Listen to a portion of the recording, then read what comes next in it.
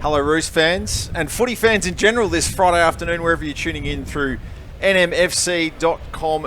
Nigel, Carmody here at Arden Street for North Melbourne's final tune-up ahead of the beginning of their 2022 campaign in earnest, of course, with Melbourne and Casey Fields awaiting next Thursday, of course, with then Sydney as their one official match in the 2022 AAMI Community Series ahead of course, the date with Hawthorn at the MCG. 1:10 p.m. Sunday, March the 20th, footy just around the corner for all and sundry in the AFL. Alongside me, special comments this afternoon is AFL Media's Beveridge. Riley, hello and welcome. I saw that the club, in promoting the fact that the game was going to be live streamed, said they'd have a dedicated commentary team. I assume they were referring to us. Very dedicated of you to be here on a Friday afternoon. Thank you, Nigel. No, it's good signs out here at Arden Street. Lovely day, lovely afternoon. Hopefully get a good contest. I was here last Friday morning for the little bit of match sim that they undertook last week, and all signs were good. Everyone got through unscathed. There were some promising performances. I like what I saw from Taran Thomas. Was awesome through the midfield, went forward and kicked a couple of goals as well. And I think one man that everyone's going to be here to see this afternoon is Jason Horne-Francis as well, and he showed some pretty promising signs last week as well. So some housekeeping for those of you just tuning in. We've got a blue team playing against a pink team in terms of jumpers. The pink team don't have numbers. We'll do our best to identify, obviously, the team that probably consists of 50% of players on the AFL list and then the other 50% being made up of players who are on the club's VFL list as well. Riley, some players who aren't taking their place in this team this afternoon as well as a result of a number of things both being managed and a couple of injuries. You want to give everyone tuning in just a bit of a rundown in who's not taking their place this afternoon? Yeah, there's a few players not playing, most notably obviously Ben Cunnington. He's still recovering from that recurrence of testicular cancer. Our best wishes to him. Jed Anderson's not here. Phoenix Spice has got a bit of a hamstring issue. R2 Basena Valagi has got a bit of a hamstring issue as well. Good signs for him though. He was running laps before the game. Matt McGuinness battling a bit of a foot problem. Jackson Archer, the talented father-son prospect down here, is in concussion protocols. Copped a bit of a knock earlier this week. Flynn Perez still recovering from that knee injury, and Aidan Bonner, of course, had wrist surgery prior to Christmas. Looking good for him making an early season comeback, but just not out there at the moment. So we're going to play two 25s and then two 20s with time on only after goals. A 6-minute break for quarter and three-quarter time with a 20-minute break in between as well. We're going to be joined by Brady Rawlings a little bit later on for some insight in terms of the club's pre-season and particularly from a list management point of view, and also Daniel McPherson, who's crossed in the off-season as well, taking on the role of General Manager of Football Performance, of course, coming from the Premiership-winning Melbourne Football Club as well. So just about ready to get underway here. We'll run you through a list of players as we get going shortly, but no doubt you'll be able to identify many of them, including 4 of the 2021 NAB AFL draft class who are participating in this game this afternoon. So Goldstein and Zeri to face off in the ruck to get things started. Davies Uniacke and Bailey Scott with an arm across, and of course wouldn't be footy season without a record bounce. There is a pretty decent southerly blowing in Melbourne today for those of you who are outside the sort of Melbourne metropolitan area tuning in, so there should be a little bit of an advantage to the left of screen as last year's Sid Barker medalist Jai Simpkin gets an early touch. Luke Davies Uniacke, who finished the season with a real burst of vigour, is taken down in a tackle by both Eddie Ford and Charlie Lazaro, and so many promising young names that we'll speak about throughout the course of the broadcast today. In customary fashion, LDU flying out the back of the contest. His handball didn't connect with Aaron Hall, and Charlie Lazaro stopped in his tracks. Riley, who are you most interested to see for the second time in a week this afternoon? Well, one person I'm really excited to see for the first time in a week is Jai Simpkin. Missed last week with a bit of a cork. He spent the entire session running laps, but as you mentioned, the reigning Sid Barker medalist, one of these really promising midfielders. And this is another one, the guy that just got that handball away, Jared Polak, in probably the stronger of the two sides this afternoon. He's had a really good summer, finding the footy at will, just as he did last week. He's got a couple of early touches to his name here. And neat use going, looking for Cam Zurhar, who's got Kyron Hayden standing him, and Zurhar just hit the belly of the footy in trying to work that banana back. So a little bit of an early look at the breeze. Cam Zurhar, of course, coming off 31 goals from his 20 matches last year to finish 7th in Sid Barker medal voting. Let's see Always one of the most interesting things of intra-clubs is the intimate knowledge that each opposition has of the game style that's being played, and you can see the teams compressing it around. Marty Hoare, 14 games with Melbourne, trying out for a spot on the Kangaroos list at the moment, is able to find Todd Goldstein, who is in the pink team. He chips short, wide hugging the line. Here's Josh Goda, of course, grew up a North Melbourne supporter and probably one of the better U12 formers you're ever going to see after getting drafted just a couple of hours earlier. Lazaro's second touch comes wide, looking for Edwards. It's chopped off by Ben Mackay. Jake Edwards, of course, the opening selection in last year's mid-season rookie draft. And he's had a really strong pre-season. Took a couple of big clunks last week and went back and kicked a couple of goals as well. He's one that I'm really looking forward to seeing matched up on Ben Mackay this afternoon. Juggled his Year 12 commitments at Mentone Grammar with one game as the VFL season ran to an early end. He got to sing the song against Port Melbourne in the final game of the season, as it turned out. Hall to Thomas, so the blue side will get a second entry inside forward 50. Larky at the drop zone. That's neat crumbing work from Callum Coleman-Jones, but the first score of the afternoon is behind the man who crossed from Richmond in the off-season, and again, perfect acquisition given the composition of the list. 22 years old, 201 centimetres, and comes off a season where he kicked 11 goals in 8 AFL games. And you'd like to see that crumbing at the bottom of the pack as well, most notably for, well, you notice him most when he takes marks forward of centre, but I'm sure if he improves his work below his knees, he's going to be a really important acquisition because, as you said, really interesting ruck race heating up at the moment. Todd Goldstein, Tristan Jerry, and then you've got Cal Coleman-Jones that you add to that as well. So if Coleman-Jones can stake his claim forward of the ball, it really enhances his chances of playing early in the season. It's one of the hardest things for any club list management team to manage is the ruck stocks. You've got to have enough of them without having too many and making sure that they can complement the game style and play it accordingly. Jaden Stevenson with a free kick, 80 away from goal, tries to step forward, forced onto his left, so goes to Pollock, who will try and eventually get to his left. He's tackled, and there's really good pressure being applied here by the men in the pink jumpers, and they will look to enter their forward half for a rare occurrence here. Chain of handballs eventually makes its way to forward, and there's some overlap here.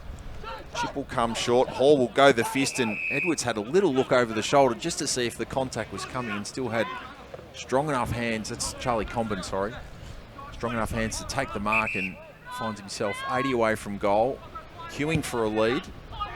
Head in the direction of Curtis, who's got 2 to beat, and Mackay has marked that right on the line. So Mackay on board.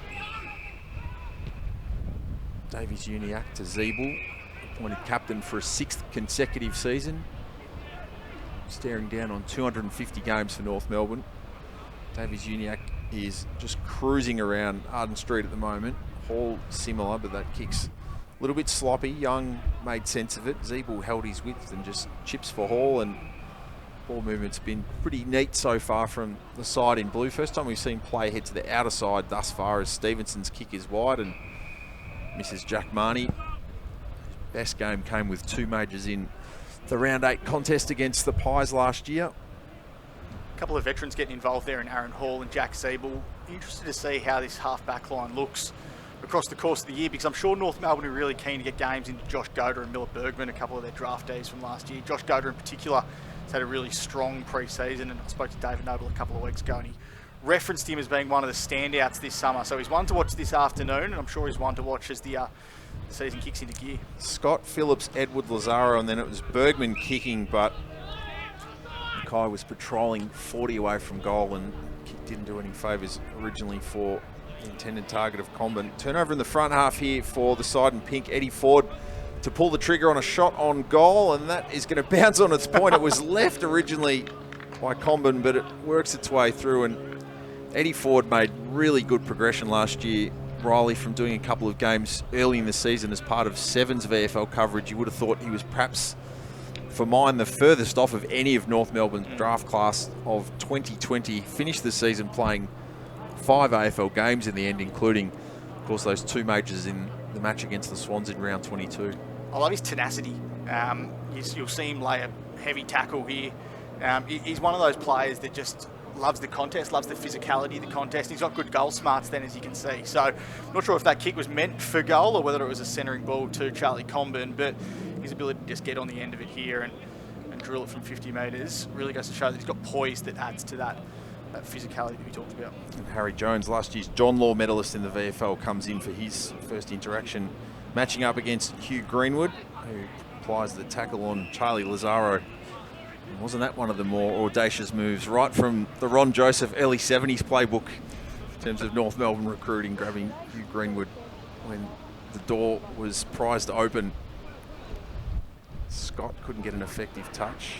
Young, McDonald, that's a sight that'll warm many a heart as he kicks deep. 1-2 bites, mark taken by Coleman Jones. Strong grasp then on, looks like he's being stood by Sam Collins, who's come across from Tasmania, played with the Oakley Chargers last year and looking to play his footy this year with North's VFL side.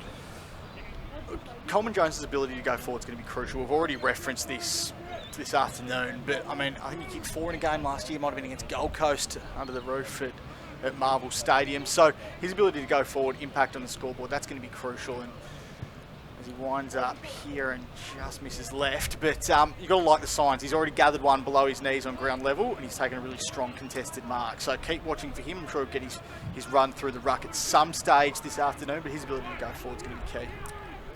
Hall will kick in through the hands of Thomas. Combard made a contest on Ben Mackay. Jones. Good work from Matthew Walker there to get it to Jones, who has a bounce, takes on Aidan Core, running out of room, hoping for a runner as well. Big team will get another forward 50 entry. It's Curtis versus McDonald, and that's well done by Curtis to work McDonald towards the line. And Paul Curtis, drafted out of the Western Jets, was quick like most small forwards to look for the umpire and hope for confirmation of a free kick. It wasn't forthcoming, but a forward 50 stoppage nonetheless. Another player like Eddie Ford that I just spoke about, one that can lay a tackle, going to be crucial to this forward pressure, and he's got a bit of zip to his game as well. We've liked what we've seen from Jack Marnie in the forward line in North Melbourne in recent years, but he adds a bit of a point of difference with his X factor and his pace, Paul Curtis, so watch out for that this afternoon. And the zip was there too with a couple of efforts in that contest. He provided the handball for Jones, but Greenwood was able to neutralise with a strong tackle and turnover. So side in blue looking for their first major. Young to Walker, coming off a fantastic season. This one can't quite stay in for Jack Marnie, who's been denied a couple of times early on. Aidan Core, incidentally, just checking out for an early spell as Jack Siebel comes back onto the ground and into the back line for the side in blue. Hate to use an old cliche, but he is almost going to be like a new signing this season in Aidan Core. He only played a couple of games last year with that toe injury and the toe infection that stemmed from it. So added to their leadership group, which goes to show just how high regard he's held in here at Arden Street, given that he didn't actually play much for me last year. It's a cliche, but it's an accurate one, Riley.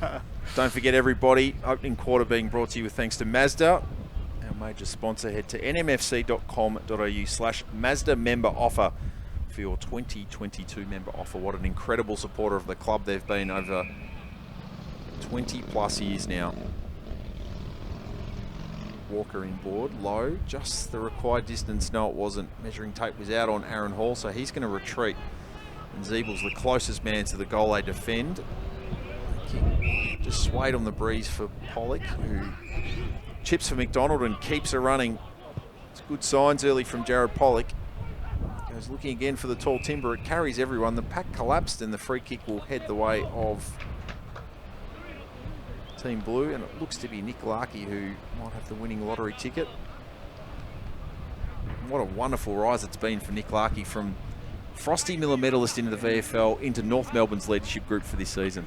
One of the surprises in North Melbourne's leadership group that was announced earlier this week, but goes to show his development both as a footballer and through his maturity as a person as well. So one of the youngest members of their leadership group, and someone that I think people have really gained a lot of respect for in the last couple of years as he slots that one through. So first goal for Team Blue. If you're just joining us, Eddie Ford with the major so far for the side in the pink jumpers. A quick run through of the respective team list for Blue. It's Marnie, Stevenson, Core, Taylor, Horne-Francis, Ziebel, Davey Juniac, McDonald, Simpkin, Pollock, Young, Greenwood, Walker, Larkey, Coleman Jones, Mackay, Powell, Thomas, Turner, Zeri, Hall and Zerha. Meanwhile for the side in pink, Scott, Goldstein, Curtis, Bergman, Phillips, Comben, Gota, Edwards, Walker, Lazaro, Hayden, Ford, and then VFL contingent, Matt Walker, Harrison Jones, Kate Answorth, Jack Watkins, Marty Hoare, Yusuf Dibb, Connor Waitman, Dylan Stone, Bode Stevens, and Sam Collins. Marty Hoare, of course, still a train-on player at North Melbourne, vying for one of those SSP positions. March 9, the deadline for them. Horne-Francis to Greenwood, but chopped off. And this is Goda. Slices the kick on the left. Had a little bit too much carry for Ford. Triple grab from McDonald. Clean-up duties for Davies Uniacke.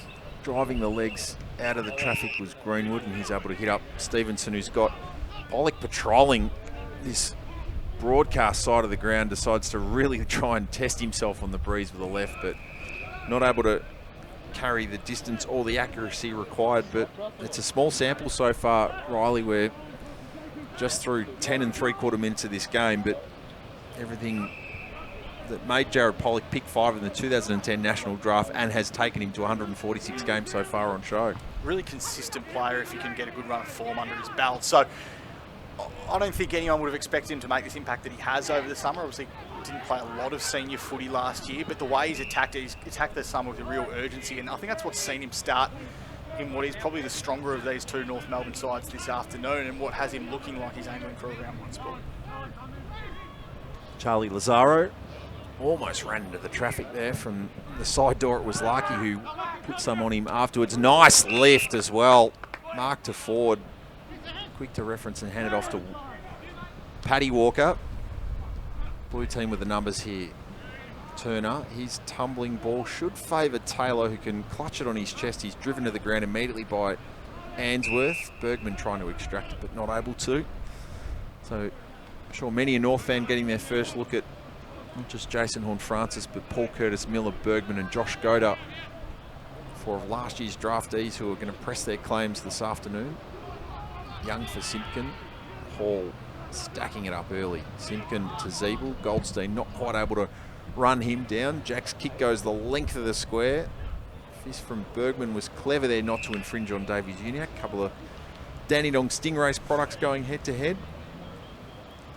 Here's another one, Luke Davies Uniacke. I mean, you look at the talent they've got in their midfield, but former pick number 4, who often gets overlooked, but he's going to be a really big presence in this side this year, alongside Taran Thomas, as we've spoken about, Jai Simpkin, guys like Tom Powell, Will Phillips, Jason Horne-Francis will go through there this year. So they've got all the pieces in place. I know they finished bottom of the ladder last year, but there's some exciting signs that are building within this young North Melbourne list. Powder Hall, who's north of double figures for mine. Marnie to Stevenson. So Jaden Stevenson, who worked into his season, his first in blue and white last year.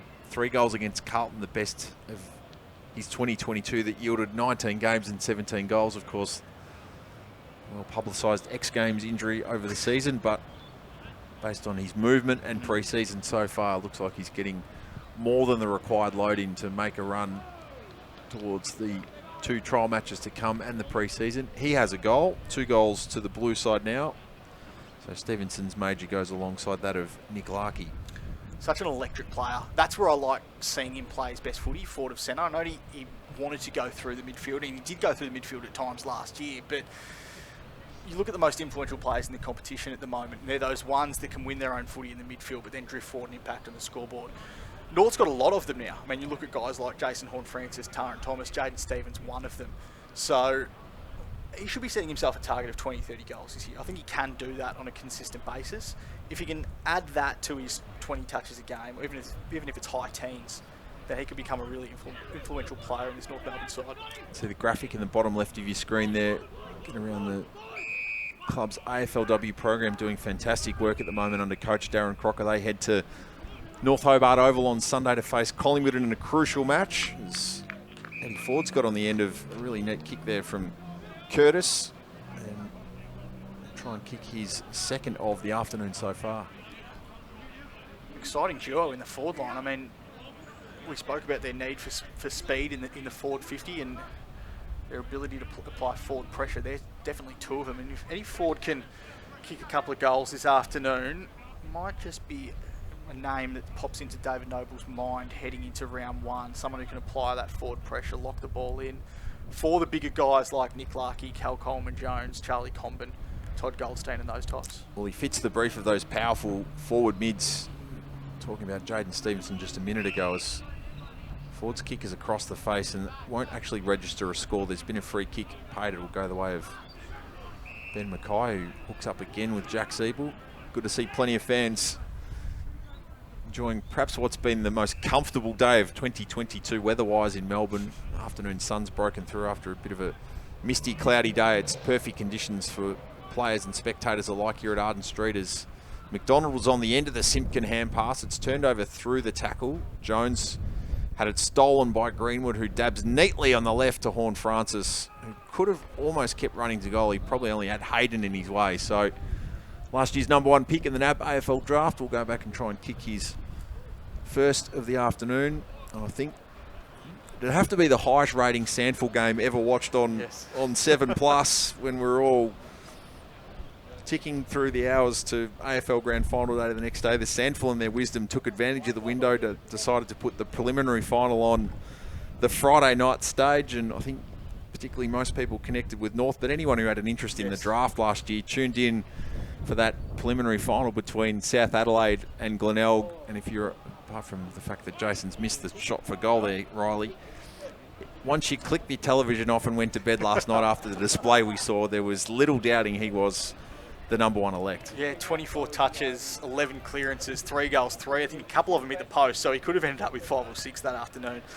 I know they lost, but he was fantastic in that performance. And that, I think from that moment on, even if there were any doubts that he was going to be the #1 pick, which I don't think there were many, they were dispelled that night. He was awesome that night, and from that moment forward, you knew he was going to be a North Melbourne player. We had a little bit of a clash between, I think it was McDonald and Zeri, and Todd Goldstein was showing great care for his teammate there for a moment, waving to the medicos to come out. He's back on his feet now, Tristan, but medical staff are going to take him towards the bench quickly and go through the necessary tests and precautions to assess him. So I'll try and give you an update on his condition shortly. Just great to see him on his feet though.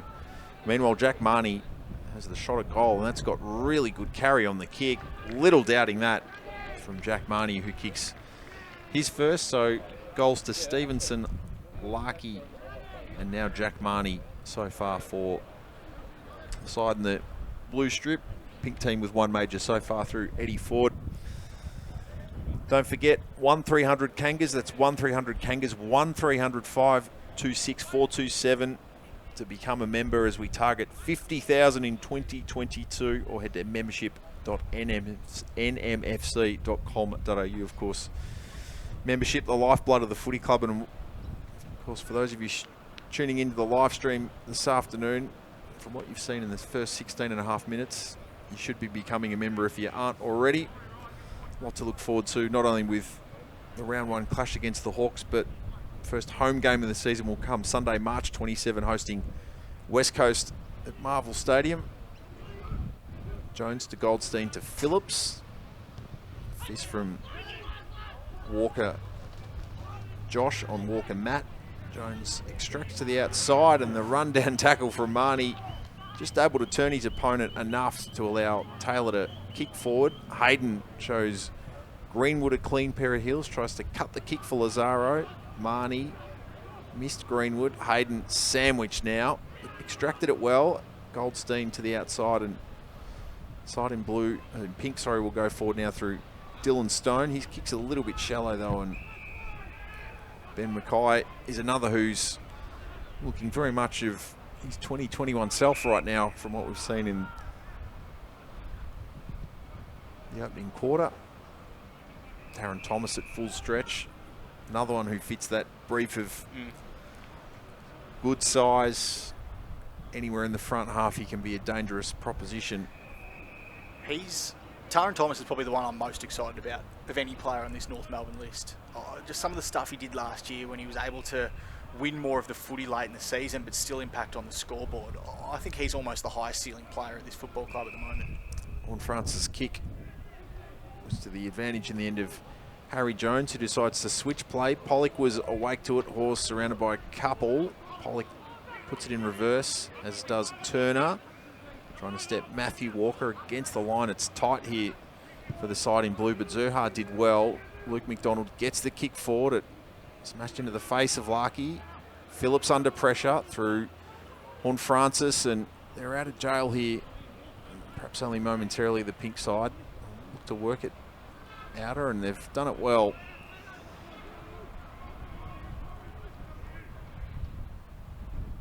Jones, he's been busy early, and if the AFL's list management around COVID goes in the direction we think it might, Riley, and clubs are being asked to dip into their own VFL State League list first of all, you'd imagine Harry Jones is going to be high up, not only on what he did last year, but what we're seeing in the early stages here as well.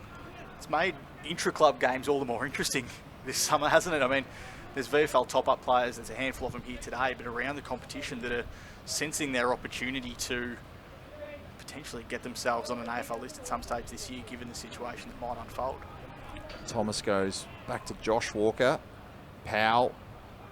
Mackay looking for an option to feed off him. It comes his way in the form of Curtis Taylor, who kicks to the hustling lead of Zurhaar, who take advantage of the stand rule. Dab this kick deep. Horne-Francis with a couple to beat. And some help defence there from Marty Hoare, able to neutralise it. He looks really lean, Cam Zurhaar. Looks like he's had a really good summer. It's probably something that he did need to work on over the last couple of seasons, just improve that fitness base to get higher up the ground. But it looks like he's shed some kilos and he's in really good nick going into the season. Larky roved his own ruck work in the end. Clean at ground level was Hoare. Squeezes the kick forward. Hunting up high from defence was Walker. His kick wedges out of bounds on the full. So a free kick to the side in pink. Playing a 25-minute opening quarter plus time on after goals. So shade over 5 minutes to play with Blue 3-3 leading Pink 1-1. Not that the score matters too much this afternoon. More about method and process, if anything. Marnie to Zurhaar pops the handball for Horne-Francis. He was immediately tackled to the ground by Hayden.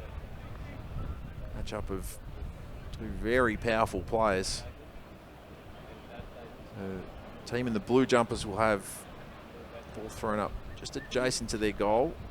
Zurhaar almost worked his way through, but side in pink will get it back. Margin at 15 with about 4 minutes to play.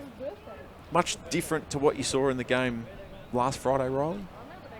A little bit. I think and you wonder how much you read into these intra-clubs, but the teams were a little bit more even last Friday, evenly matched. It seems like today, perhaps with the exception of someone like Todd Goldstein, who is starting on the pink side, it seems like it might be a sort of a possible best 22 heading into round one against a lot of the first and second year players in VFL top-ups. I mean, does that go to show perhaps that the unlikely could be happening and Todd Goldstein could be made to wait this season if Tristan Jerry, who we know has had a great summer, Cal Coleman-Jones, their big name recruit, if they gone past in this summer, it's something to look out for, I think, throughout the course of the game.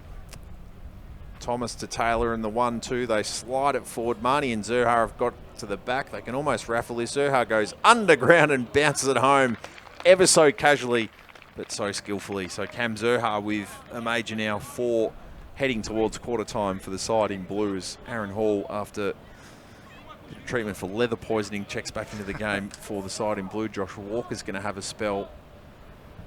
Lockie Young looking to get back onto the ground as well. So I hope you're enjoying this one on nmfc.com.au. North Melbourne's intra-club tune-up ahead of a date with Melbourne at Casey Fields, 11 a.m. next Thursday morning. We're getting used to playing football, regardless of the time of year, Riley, in very unusual time slots. Even a televised pre-season game. KO, of course, carrying all the week 1 practice matches ahead of the week of Amy Community Series games. 11 a.m. Thursday. Bit different. Bit different. No better side to test yourself against at this stage of the year in the reigning premiers, Melbourne. Bit of excitement here. I think it's one of the first times this afternoon that Jason Horne-Francis has started in the centre bounce, which is interesting to see. He's played a lot of footy through the midfield this pre-season in these match sim circumstances, but started the afternoon forward today. Lazaro the free. Ben Mackay the mark to Zeeble, who can take off here with no one on the mark. He'll just casually take his time, assess his options. The option was Callum Coleman-Jones. It nearly got through the legs of Hoare. Stevenson trying to work around his opponent. Powell distributes to Coleman-Jones. Davies Uniacke can't get through Phillips. Strong tackling work, and even better work there from Scott to bundle Powell off it. Cleaning up was Phillips. His handball missed its intended target. Ford tackles Stevenson. McDonald, it's really willing stuff here. This is good to see. Who can be cleanest? Turner elected to kick on the left after initially thinking right. And sliding in with the intercept quite well there was Paddy Walker. You'd imagine it's beyond his range with a bit of breeze to navigate, but some loose checking opens the door for Lazaro from 45. It got to the back. Was there a hold on Comben? No. And perhaps the best result outside of a goal is a boundary throw-in the left forward pocket for the side in pink. You've got to like the signs from the youngsters there, applying that forward pressure. I think Eddie Ford, Charlie Lazaro, Will Phillips, and then, as you mentioned, Pat Walker took the intercept mark after they'd all laid a tackle. So, very good forward pressure to lock that ball in. Pollock handballs to himself. Can chip away on the left-hand side.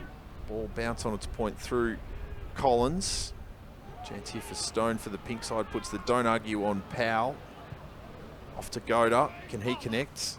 That's a super mark to a very talented player in Matt Walker, who quickly references from 48 and provides it for Goldstein. Todd Goldstein, who's kicked 137 majors in his 273 games for the club. Of course, All-Australian and best and fairest in 2015.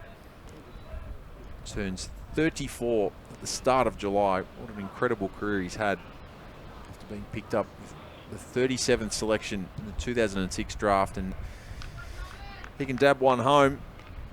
And Riley, you mentioned the ruck contest that now exists on this list with Coleman Jones an acquisition, Jerry at 23 years of age, turning 24 just prior to round one, starting to get into that sweet spot, I suppose, for the young developing rucks who sometimes need the best part of 5 or 6 years, whether it's on a list or in a state league, to be ready to challenge the man whose glittering CV we just went through for the #1 spot. Tristan Jerry's an interesting example because I know he's one of the more sort of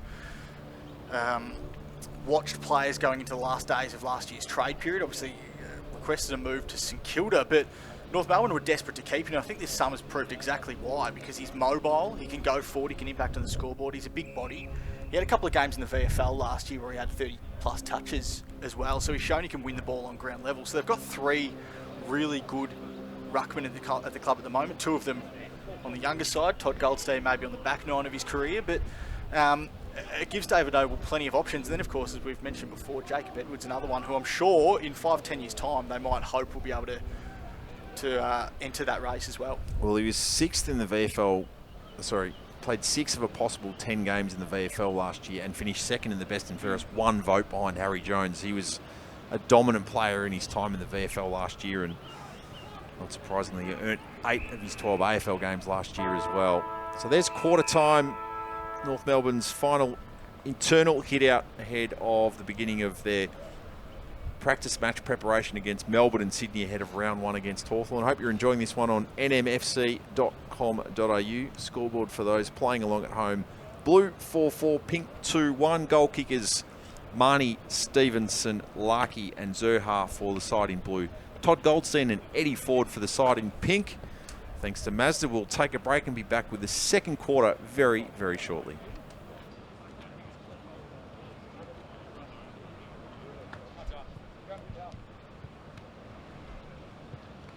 For a spot on the Kangaroos list at the moment, is able to find Todd Goldstein, who Zaro's second touch comes wide, looking for Edwards. It's chopped off by Larkey at the drop zone. That's neat crumbing work from Callum Coleman-Jones, but He takes marks forward of centre, but I'm sure if he improves his work below his knees, he's going to be a really important acquisition because, as he said, really away from goal, tries to step forward, forced onto his left, so goes to Pollock, who will try and eventually get to his left. He's tackled, and there's really good pressure being applied here by the men in the pink jumper. Chip will come short. Hall will go the fist, and Edwards had a little from goal and didn't do any favours originally for the intended target of Comben. Turnover in the front half here for the side in pink. Eddie Ford to pull the trigger on a shot on goal, and that is going to bounce on its point. It was left originally by Comben, but it works its way through and get an effective touch.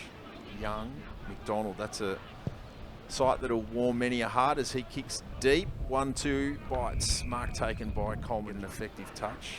Young, McDonald, that's a sight that'll warm many a heart as he kicks deep. 1-2 bites. Mark taken by Coleman. Forward 50 entry. It's Curtis versus McDonald, and that's well done by Curtis too.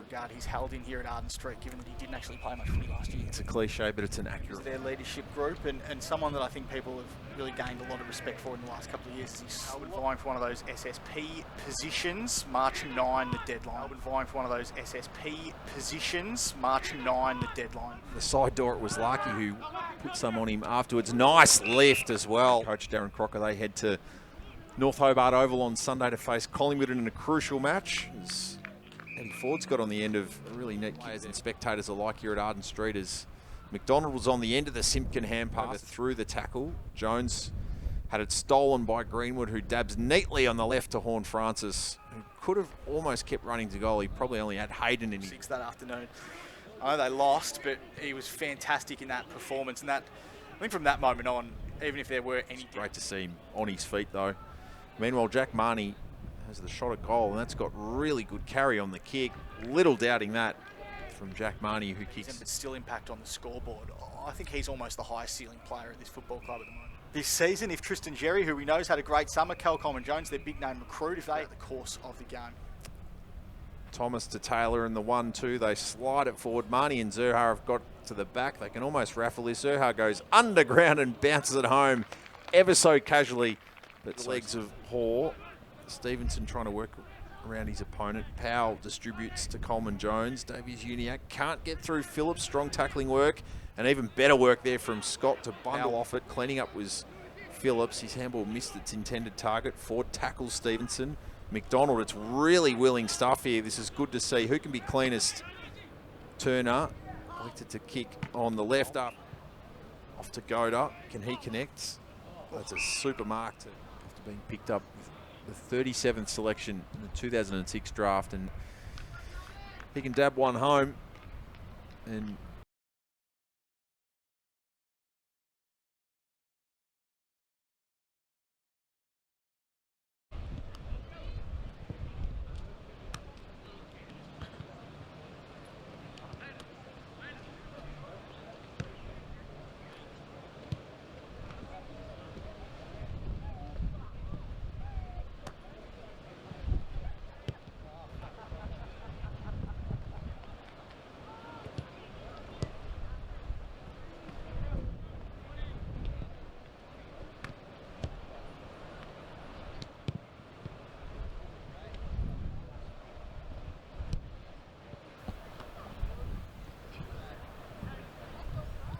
welcome back to Arden Street. Nigel Carmody alongside Riley Beveridge for North Melbourne's final hit-out ahead of facing Melbourne's big in their 2022 practice match campaign.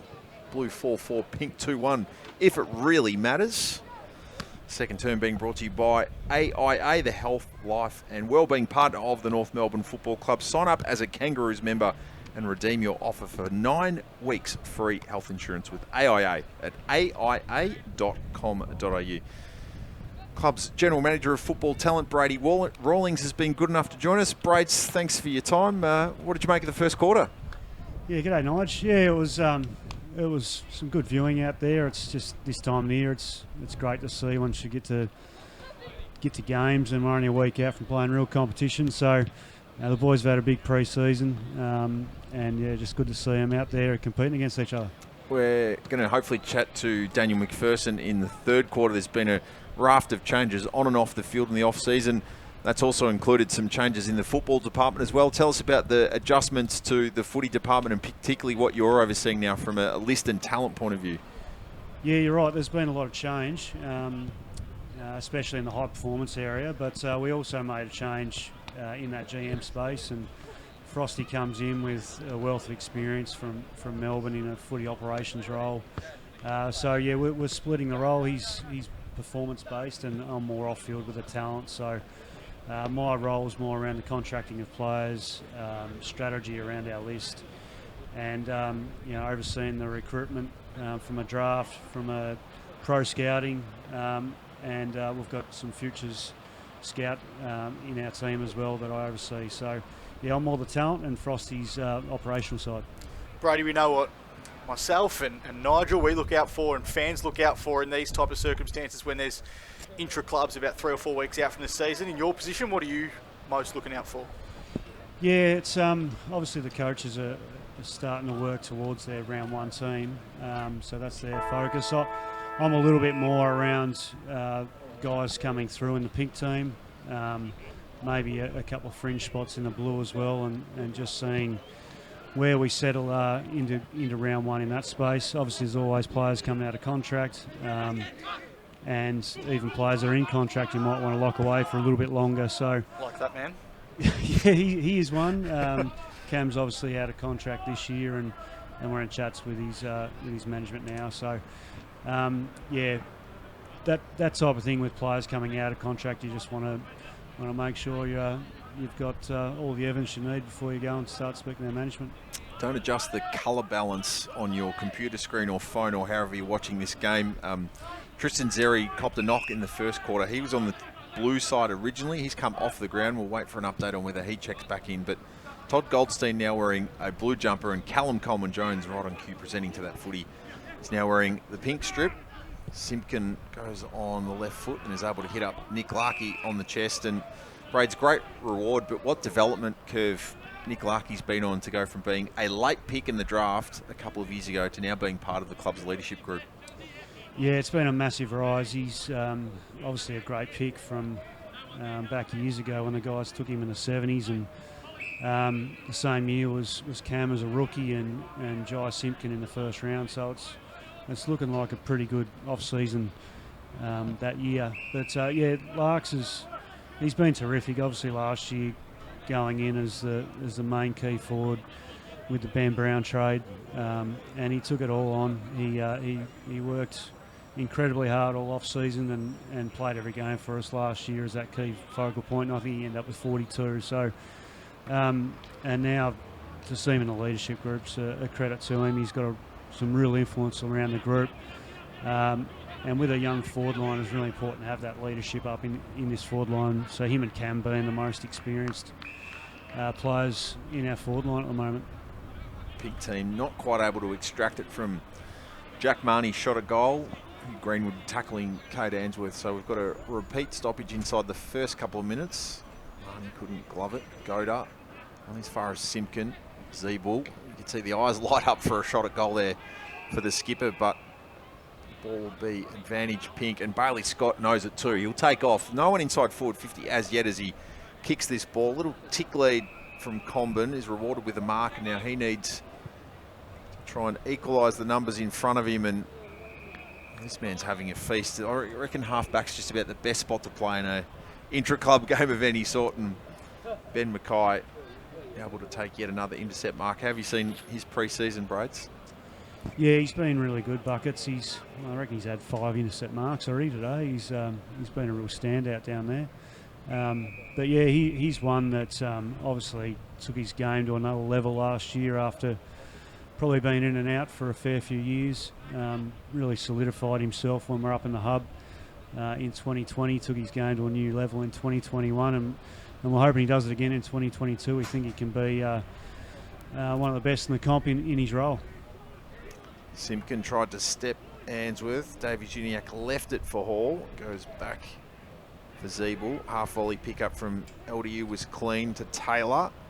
Goes looking for Marnie, who marks. It's 2-on-2 inside forward 50. He marks. Horne-Francis is scuttling forward as well. The lead will come onto the chest of Larkey, and he marks in front of Marty Hall.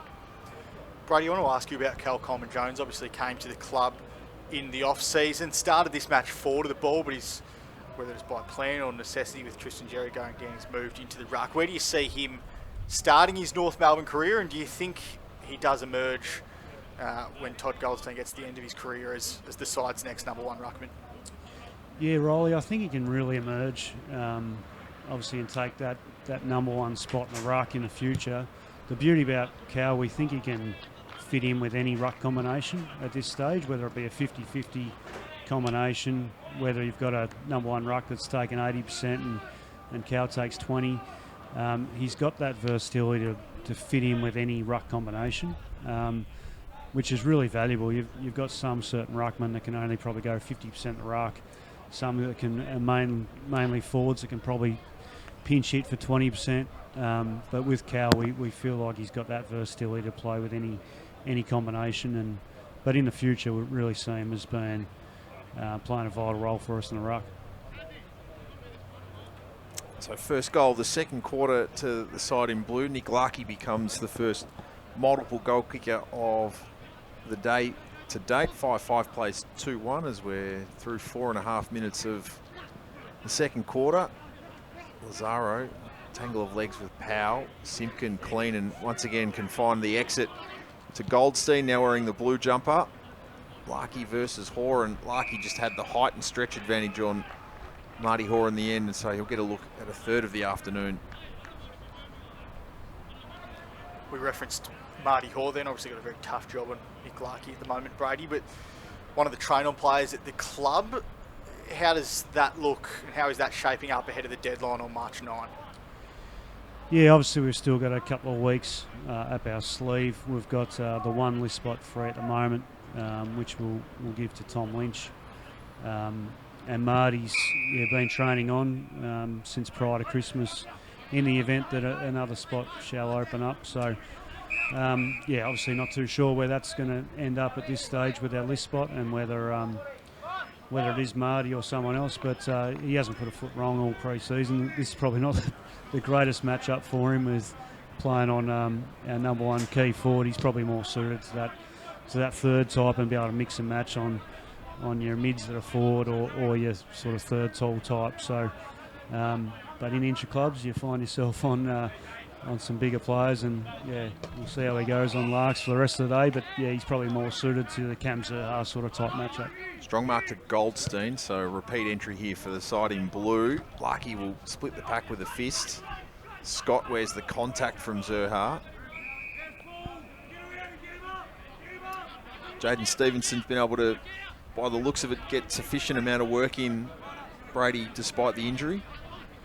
Yeah, he come back, obviously that first few weeks he was ultra G and really closely monitored when he came back to pre-season. But since then he's been really good, and once we strengthened up his legs and got him back to running at speed, he's been really good at training. He's had some real influence in some of our match sim over the last few weeks, and having some real effect in that forward half of the ground for us.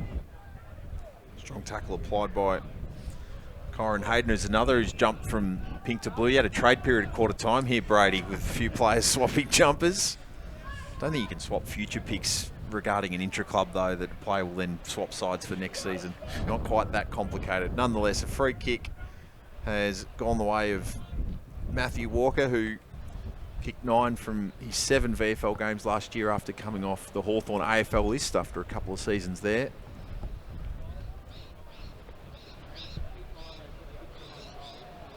That's a really good kick, navigating the breeze. So, third major of the day so far for the side wearing pink. Eddie Ford and Todd Goldstein in the opening quarter, their goal kickers so far. VFL program really hit its straps before the pandemic sort of took hold in the back half of 2021, Brady. But again, I imagine that was a pretty strong advertisement, and it looks like, based on some of the players we're seeing here today, that the team that Lee Adams is going to coach has kept its VFL core together this year, which is really important. Yeah, it is really important. Obviously, we got Harry Jones and Matty Walker once they were delisted from the Hawks. They've been great additions to our club, not just from their talent, but they're seeing themselves as North Melbourne people now as well, and that's crucial to your VFL program, that the guys can come here and feel like they're really part of the furniture. So there too, we've got Jack Watkins, who's playing for us today as well, who's forward in the pink side, who's in his second year, and Answorth as well, has been around obviously at Sandy for a long time, and he's part of the furniture as well. So it's great when you got those guys that come in, play intra-clubs, feeling at training. They know our game plan, they know how we're educated, and they fit in really seamlessly. It's legislation on the run in so many things in our world at the moment, but are you anticipating that the AFL will hand something down that means if you did get to a point where there were only 22 available because of COVID going through the footy club, that your VFL list is your first port of call? Yeah, there'll definitely be a rule put in place pretty soon, I would have thought, in the next couple of weeks. We've had some initial chats with the AFL. They're still working through what that looks like, and obviously what's equitable across the 18 clubs as well. Everyone's got a different situation with their Tier 2 program. But I think with going into a season that could be heavily affected by COVID, you need to have that backup system, and it seems that your Tier 2 would be the obvious situation to pull from. Callum Coleman-Jones about to have a shot at goal. They need to carry all of 50 metres with a little bit of breeze to make the use of. He's excellent contact battle to miss to the right-hand side. As competitive as your part of the football industry is, it is quite collegiate as well. With your fellow list managers and recruiters, I have spotted a couple through the binoculars on the cameras here today. Kinnear Beatson and David Walls are just to the right of screen as this piece of play pans. Do you decide just to do a lap at some stage and call in and see how a few of your fellow list and recruiting managers are going, what they're making of the action? Yeah, well, they like to get out and about at this time of the year. I think a lot are probably working from home during this period, so there's something going on, and you can see some Tier 2 players and obviously some out of contracts that we all follow as well. If you can see them during February, it's always an added bonus. So, yeah, I reckon there'd probably be representation from at least 10 or a dozen teams here today. For anyone who's Victorian-based as well, just craving seeing some live footy again, because you do forget the entire thing shut down in August, and we're all watching it through our television screens. It's nice to be out of the ground. Made the trip around a couple of clubs this week. It's a gorgeous day out here at Arden Street, so it's good. I'm just watching behind the play. Looks like Aaron Hall just hopping off. Didn't quite see what happened to Aaron behind the football, but looks like he's walking off unassisted, but might have got a bit of a knock. Get an update on his condition through the halftime break if he doesn't appear in this quarter. As Pink side having a good rub of the green here in terms of ball movement as Aiden Core decides to fist it over the line, lauding the ruck composition that's sort of existing now with the Coleman-Jones acquisition, Goldstein and Tristan Zeri's development, Braids, but you've got a really strong complement of tall defenders now. Ben Mackay we've already spoken about, but Josh Walker comes off his career best season, and Aiden Core, as Riley touched on in the opening quarter, is a virtual new recruit. Yeah, that's right. We obviously really keen to get Corey into our program a year and a half ago, and unfortunately only got 2 games out for us before he had that infected toe, and cost him his season, unfortunately. So, yeah, I think we'll look like a new side down there a little bit with Buckets and Walks. They're so reliable, and Aiden's obviously in our leadership group now, and Zeeb's down there that have got a lot of experience. So, yeah, looking forward to seeing how they all gel together. Talk to us about Jared Pollock, Summer, because obviously he moved to the rookie list this year. Struggled to find the footy last year and struggled to get a good run of senior games under his belt, but looks like he's someone who's back to his best. I think he would have had looked like he had about 15, 20 touches in the first quarter alone. Yeah, which he backed up again from last week when he did the same in that first quarter when we had some match him. So, yeah, he's got himself really fit. We know how much talent he's got. He's obviously an amazing talent when he came to our club from Port Adelaide and from Brisbane before that. So we think he can recapture that form if he keeps showing the attitude and the training intensity he's showing at the moment. There's no reason why he can't. We saw with Aaron Hall last year, probably, he's in the same boat as Polly before that, and he ended up having a terrific year last year and found a spot in our back line, so we're hopeful that Polly can do the same on the wing for us this year. I reckon Jason Horne-Francis has probably been the most talked about #1 pick of all time. Can you take us through some of the other draftees that you picked up? Because it's a really talented bunch. Josh Goda, I spoke to David Noble a couple of weeks ago, and he pinpointed him as someone who's been one of the standouts on the track this summer. We saw Paul Curtis do some nice things in the forward line in that first quarter as well. Is there anyone that's taken your eye out of that batch? Yeah, they've been a really impressive crew that's come in. When you come in together and you do all your training together and you live together for the first few weeks as well, they end up being really tight, and this group's no different.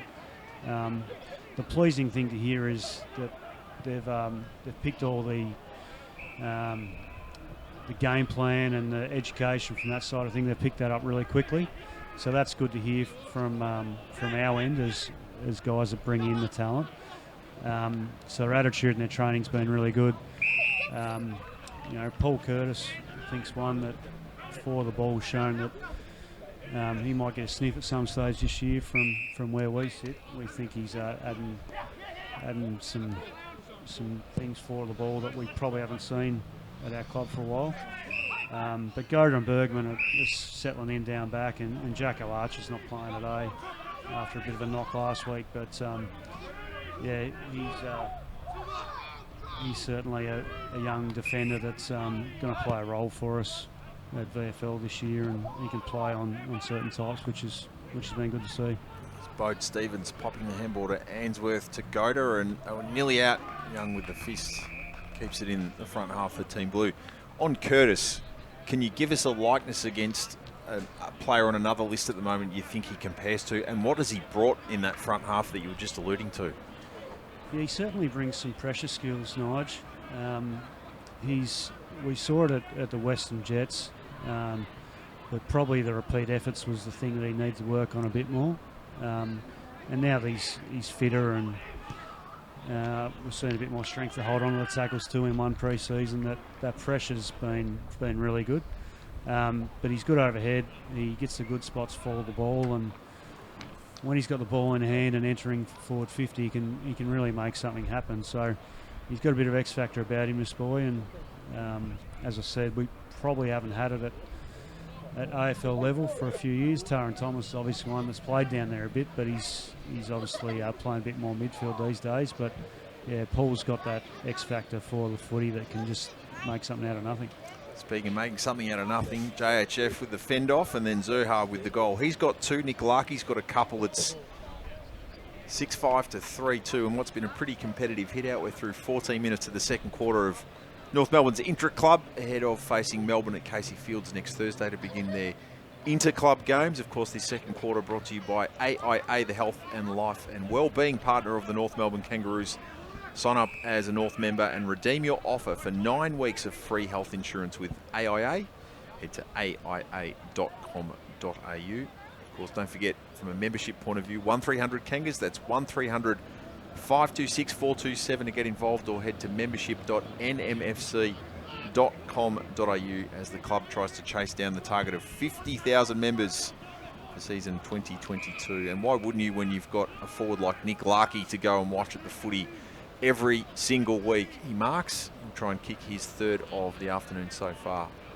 Where's his growth come from as an individual to be viewed by his peers as being worthy of being a leader of the footy club? Yeah, he's always had a lot of influence, Nige, over the group. He's a very likeable character. The boys really warm to him, but I think the growth's been around his football knowledge. I think since Narbs has been here in particular, and Heath Uni as his forwards coach, his knowledge around leading patterns, the way you want to move the ball, his ability to marshal his troops up in the forward half, has really come on, and in conjunction with Cam Zurhar as well. They work really well together, those two, and for young forwards, they've got a fair bit riding on them, and their leadership down there has been really good. So I think with Larks, he's probably added a few extra strings to his bow with the way he approaches the kicker as well, and he's probably got caught into leading back towards goal a fair bit too much in the past, but now he really presents really well, and he's a sort of bloke, when you've got the ball in the hands, you've sort of got to kick it to him. He draws the kicker's attention a lot, so he's added that to his game last year as well. See a few supporters enjoying a quiet Friday afternoon beer in the shade of the left forward pocket to the left of screen. So Larkey 3, Zurhar 2, the multiple goal kickers so far. Simpkin, Pollock on the left. He can load up from here. That's everything you want to see from Jared Pollock if you're a North Melbourne supporter, as the 2022 campaign beckons. Came back for those 2 games in round 19 and 20, but played just the 5 games last year, but nonetheless won't turn 30 till postseason, 146 games. These wingers who can run, spread, and use their left foot like that do not grow on trees, but they're so important, particularly for how the modern game's played. Yeah, you're 100% right.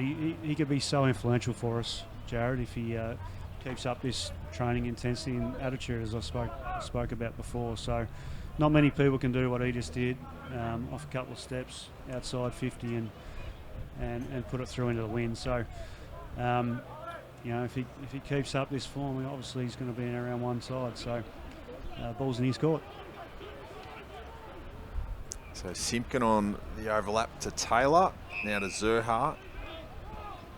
The driver's coming out of the golf bag here for Zurhaar. That's the case.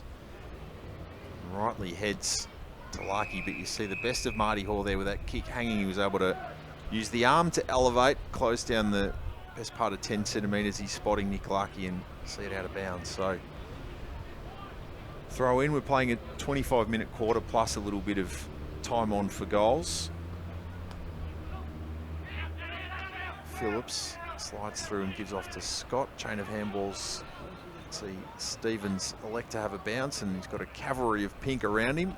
He'll be chopped off by Ben Mackay. Braids, we'll let you go and get back to duties, maybe check in on a couple of those opposing list managers and welcome them to Arden Street, maybe try and get them to buy a membership. And good luck to you and your team. It's a really important time at not only assessing the club's lists, securing those important deals, but seeing what else can be brought to the footy club for future years. We really appreciate your time and your insight. Good luck. No worries. Thanks for having me, guys. Brady Rawlings, the club's general manager of football talent, good enough to join us. Great insight for everyone tuning in.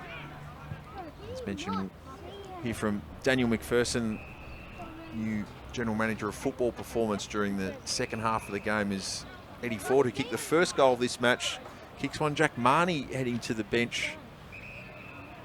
A little bit proppy, but doesn't look like there's anything too concerning about that. Tristan Zeri, the main one at the moment that we'll seek to get an update on after that knock a little bit earlier on, Riley. Just been told X will be done for the day. He's up, he's okay, he's walking around. Just completely precautionary that we'll withdraw him from the rest of this Intra-club, so he won't play the final 3 quarters of this one. I tell you what, when Brady was on, some exciting signs from Jason Horne-Francis.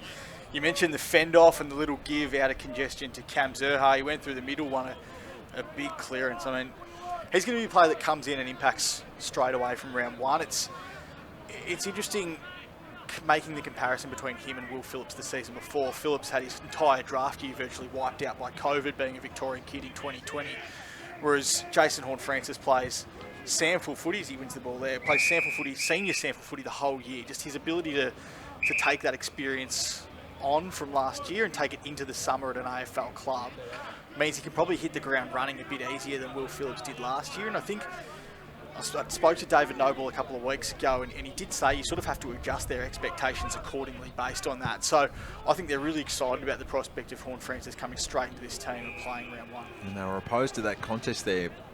The 2 highest picks for the club in the previous 2 drafts, and it was Phillips winning it to Walker, but there was a turnover, and now Team Blue looked to take it the length of Arden Street. Larky on the end of it, waits for the runner, and Davies Uniac, who went to chip through the hands of Goda. Now it's Powell who can steady, kick just before the Answorth tackle, and Julie deliver. So classy finish from Tom Powell, and Blue side getting on a little bit of a roll here in the second part of the second quarter.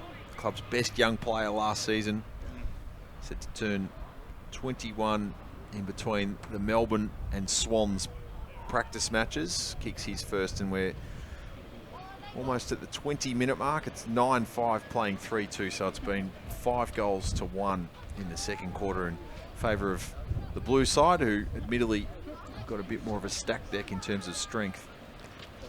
Just on Tom Powell, I don't think he ended up getting a NAB AFL Rising Star nomination last year, even though when he was lost for the season to that groin injury, I probably had him down as one of the few favourites for the award, because he sort of thought it would be inevitable that he would end up getting it. He didn't end up getting it because of the injury and the timing of that, but I thought he had a really strong year and an underrated year in a side that struggled from the outset and grew as the season wore on. His work in congestion's fantastic. His ability to play immediately as a midfielder right from the start in round 1 last year was really impressive, and I think he'll take great strides into this season. It's notable that he's in the stronger side this afternoon. It's notable that he's spending a bit of time forward of the ball as well. So I'm expecting him to be another one that's going to be really entrenched in that best 22 throughout the season.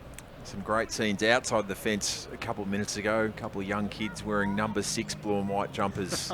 Feel like that's a piece of merchandise we're going to get used to seeing. But there's a few number 9s starting to get around as well, with plenty of people jumping on the Luke Davies-Uniacke bandwagon. So this is Ford, and he's second of the day so far, and it's been a bit to like from what we've seen from Eddie Ford on the end of obviously less supply than what we've seen heading the way of the team in blue. Eddie Ford's got a couple. Yeah, he's been one of the really impressive players for this pink team throughout the afternoon so far, starting as one of the deepest forwards, but we've seen him take marks above his head. We've seen him impact on ground level, and that's the type of thing that I think David Noble, Brady Rawlings, Dan McPherson and that coaching team would be really wanting to see from him, the ability to go both ways on ground level and through the air, because he's one of the players that's certainly capable of doing that. I know a lot of clubs in his draft year quite liked Eddie Ford. He ended up slipping through to the Kangaroos with one of their later picks, but I know he was one that was really liked by club recruiters and thought that he would make a good pick later in the draft. So he's made an impact this afternoon, and I'm sure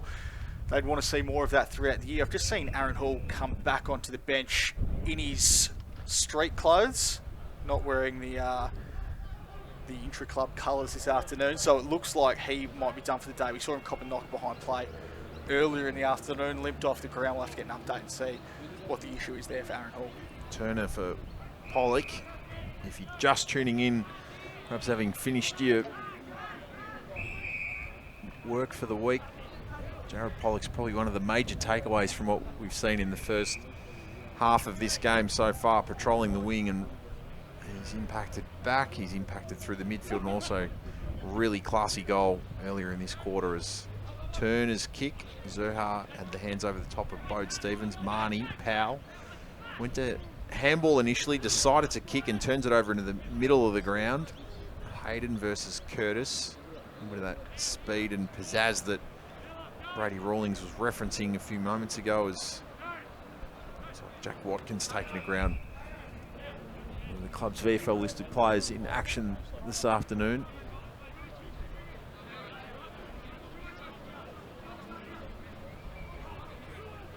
Goldstein over the top.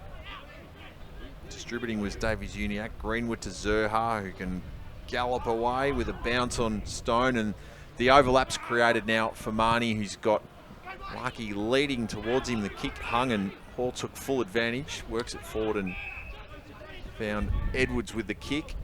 His handball shared at Harry Jones. Looking it forward now, and tackling work from Hayden. Clever handball. Ford just went without it initially and took the eyes off the footy, and as a result that's out of bounds. So we'll have a throw in at left half forward with just under 3 minutes left to play. Now allotted 25 minutes. We'll have a 20-minute break at half time and then be back for two 20-minute quarters to round out what's already been a really productive hit out for the entire list involved this afternoon. Just been told it's hamstring tightness for Aaron Hall. That's why he was limping off the ground earlier. He's done for the day as well, so he won't take part in the second half.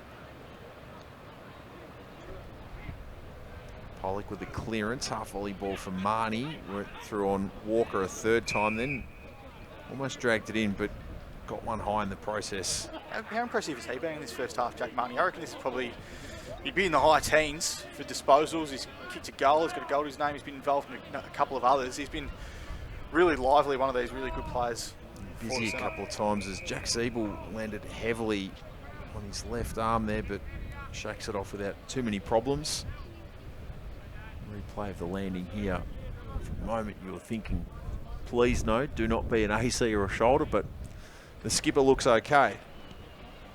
Coleman Jones down. Lucky's kick was smothered by Pat Walker. Phillips kicks high. There's a tangle of legs between Josh and Matt Walker, the opponents. Zeeble for Hayden. Steps back to Josh Walker, and his kick should go the required distance, and Jared Pollock could be taking home the game ball. He's had plenty of it. Luke McDonald, another one done for the day. We saw that head knock with Tristan Jerry in the first quarter, so both of them just dealing with the after effects of that head knock, so he's another one that won't play in the second half. Jackson Archer, of course, in the protocols at the moment, concussion-wise, not taking his place in the match this afternoon. Jaden Stevenson checking out, so his first half looks done with 45 seconds left. Walker gave it to Jones, who was surrounded with Zerha, the main tackler, then Paddy Walker to ground. Another stoppage. Eddie Ford checks out for a spell. A good first half for the second year Roo with a couple of goals.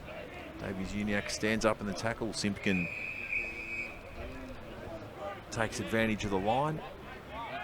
So I hope you're enjoying this one on nmfc.com.au. A lot to like about what we've seen in the opening half, with 13 goals kicked across the board. Players young and old standing up and showing the benefit of a really strong pre-season. Phillips, one of them. Harry Jones has the final touch of the opening half. So halftime score in North's Intra-club: Blue 9-5-59, Pink 4-2-26. The scoreboard really irrelevant, but I think good that they're keeping score nonetheless, because that does keep a competitive element to these games, and there's always a player or two who keep the internal scoreboard a note. Anyway, I'm sure Nick Larkey would be. Well, Nick Larkey should be. He's got 3. Cam Zerha with a couple. Marnie, Stevenson, Pollock and Powell, the goal kickers so far for the blue team. Todd Goldstein kicked a major in the opening quarter when he was wearing a pink jumper. Of course, the rotation of the Rucks has seen him wear blue in the second quarter as well. Eddie Ford's got 2 for the side in pink. Matt Walker, the VFL listed player, with 1. So halftime here on nmfc.com.au. It's Blue 9-5, Pink 4-2. Nigel Carmody and Riley Beveridge bringing you the action. GM of football performance, Daniel McPherson, to join us in the third quarter as well. That second term brought to you with thanks to our match day partner in AIA, the club's health, life and wellbeing partner. Of course, you can head to aia.com.au too. If you are a North Melbourne member, redeem an offer for 9 weeks of free health insurance. Have a little spell, grab yourself a drink and a snack. We'll be back in about 20 minutes time for the second half of this Intra-club for North Melbourne ahead of their games against Melbourne and Sydney to round out their 2022 pre-season campaign.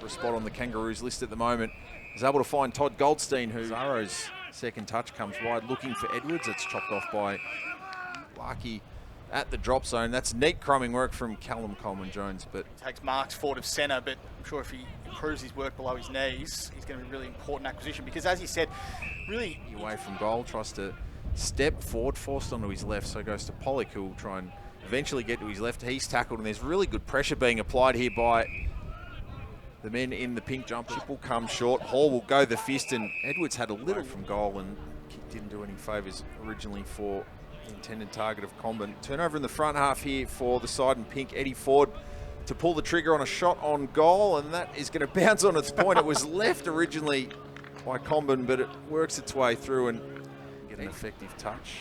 Young, McDonald, that's a sight that'll warm many a heart as he kicks deep. 1-2 bites. Mark taken by Coleman. An effective touch. Young, McDonald. That's a sight that'll warm many a heart as he kicks deep. 1-2 bites. Mark taken by Coleman. Forward 50 entry. It's Curtis versus McDonald, and that's well done by Curtis to regard he's held in here at Arden Street, given that he didn't actually play much footy last year. It's a cliche, but it's an accurate. Their leadership group, and someone that I think people have really gained a lot of respect for in the last couple of years. He's vying for one of those SSP positions. March 9, the deadline. Vying for one of those SSP positions. March 9, the deadline. The side door, it was Larkey who put some on him afterwards. Nice lift as well. Coach Darren Crocker, they head to North Hobart Oval on Sunday to face Collingwood in a crucial match. As Eddie Ford's got on the end of really neat players and spectators alike here at Arden Street, as McDonald was on the end of the Simpkin hand pass through the tackle. Jones had it stolen by Greenwood, who dabs neatly on the left to Horne-Francis, who could have almost kept running to goal. He probably only had Hayden in his 6 that afternoon. I know they lost, but he was fantastic in that performance, and that, I think from that moment on, even if there were any... Great to see him on his feet though. Meanwhile, Jack Marnie has the shot at goal, and that's got really good carry on the kick. Little doubting that from Jack Marnie, who kicks. But still impact on the scoreboard. I think he's almost the highest ceiling player at this football club at the moment. This season, if Tristan Jerry, who we know has had a great summer, Cal Coleman-Jones, their big name recruit, if they at the course of the game. Thomas to Taylor in the 1-2. They slide it forward. Marnie and Zerha have got to the back. They can almost raffle this. Zerha goes underground and bounces it home ever so casually. But the legs of Hoare. Stevenson trying to work around his opponent. Powell distributes to Coleman-Jones. Davies Uniacke can't get through Phillips. Strong tackling work. And even better work there from Scott to bundle off it. Cleaning up was Phillips. His handball missed its intended target. Ford tackles Stevenson. McDonald, it's really willing stuff here. This is good to see. Who can be cleanest? Turner elected to kick on the left up. Off to Goda. Can he connect? That's a super mark after being picked up with the 37th selection in the 2006 draft. And he can dab one home. It's clean to Taylor. Goes looking for Marnie, who marks. It's 2-on-2 inside forward 50. He marks. Horne-Francis is scuttling forward as well. The lead will come onto the chest of Larkey, and he marks in front of Marty Hall. Number one spot in the ruck in the future. The beauty about Cal, we think he can fit in with any ruck combination at this stage, whether it be a 50-50. Simpkin tried to step Ainsworth. Davies Uniacke left it for Hall. Goes back for Zeeble. Half volley pickup from LDU was clean to Taylor. Goes looking for Marnie, who marks. It's 2-on-2 inside forward 50. He marks. Horne-Francis is scuttling forward as well. The lead will come onto the chest of Larkey, and he marks in front of Marty Hall. Brady, I want to ask you about Cal Coleman-Jones. Obviously came to the club in the off-season, started this match forward of the ball, but he's, whether it's by plan or necessity with Tristan Jerry going down, he's moved into the ruck. Where do you see him starting his North Melbourne career, and do you think he does emerge when Todd Goldstein gets to the end of his career as the side's next number one ruckman? Yeah, Rolly, I think he can really emerge, obviously, and take that number one spot in the ruck in the future. The beauty about Cal, we think he can fit in with any ruck combination at this stage, whether it be a 50-50 combination, whether you've got a number one ruck that's taken 80% and Cal takes 20. He's got that versatility to fit in with any ruck combination, which is really valuable. You've got some certain ruckmen that can only probably go 50% of the ruck, some that can mainly forwards that can probably pinch hit for 20%. But with Cal, we feel like he's got that versatility to play with any combination. But in the future, we really see him as being playing a vital role for us in the ruck. So first goal of the second quarter to the side in blue. Nick Larkey to date. 5-5 plays 2-1 as we're through 4.5 minutes of the second quarter. Lazaro, tangle of legs with Powell. Simpkin clean and once again can find the exit to Goldstein, now wearing the blue jumper. Larkey versus Hoare, and Larkey just had the height and stretch advantage on players, and yeah, we'll see how he goes on Larks for the rest of the day, but yeah, he's probably more suited to so their attitude and their training's been really good. Paul Curtis, but probably the repeat efforts was the thing that he needs to work on a bit more. And now he's fitter, and we're seeing a bit more strength to hold on to the tackles too in one pre-season. That pressure's been really, but probably the repeat efforts was the thing that he needs to work on a bit more. And now he's fitter, and we're seeing a bit more strength to hold on to the tackles too in one pre-season. That pressure's been, but I think the growth's been around his football knowledge. I think since Nobes has been here in particular, and Heath Uni as his forwards coach. The multiple goal kickers so far. Simpkin, Pollock on the left. He can load up from here. It's everything you want to see from Jared Pollock if you're a North Melbourne supporter, as rightly heads to Larkey, but you see the best of Marty Hall there. Uniacke, who went to chip through the hands of Goda. Now it's Powell who can steady. Kick just before the Ainsworth tackle and Julie deliver. So Gold's got a goal. His name has been involved in a couple of others. He's been really lively, one of these really good players. Busy a couple of times as Jack Zeeble landed heavily on his left arm.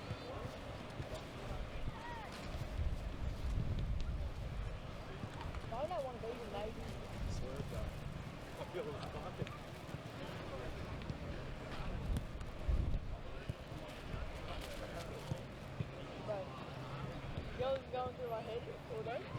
Rob told me about how we came, or I don't know. Where you get that from? But North Melbourne. Oh, go on. Where you want to go get one? Up the other.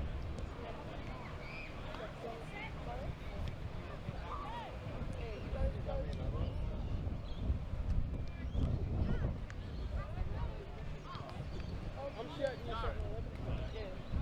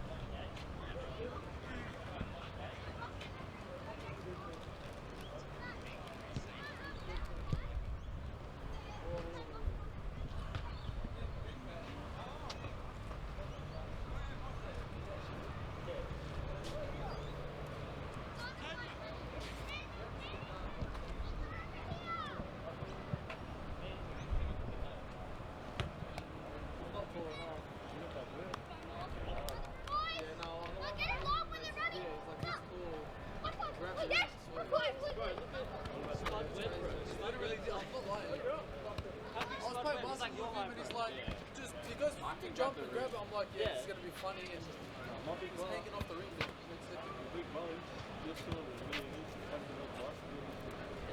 Mentality as well, bro. If you think like, fuck, I'm gonna grab that, you'll grab it. So what, do you go to the school, like, how's it work? Is it positive with the program, is it just for free?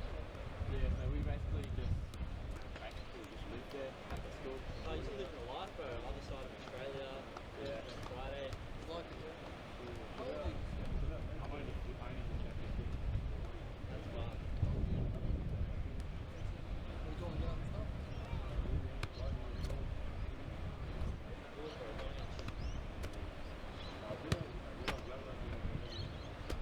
He's like it, yeah.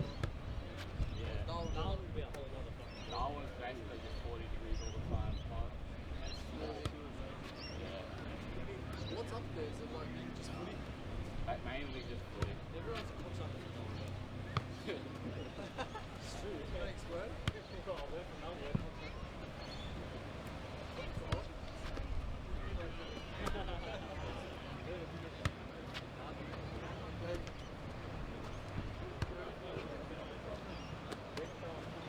You boys go to North or? Yeah,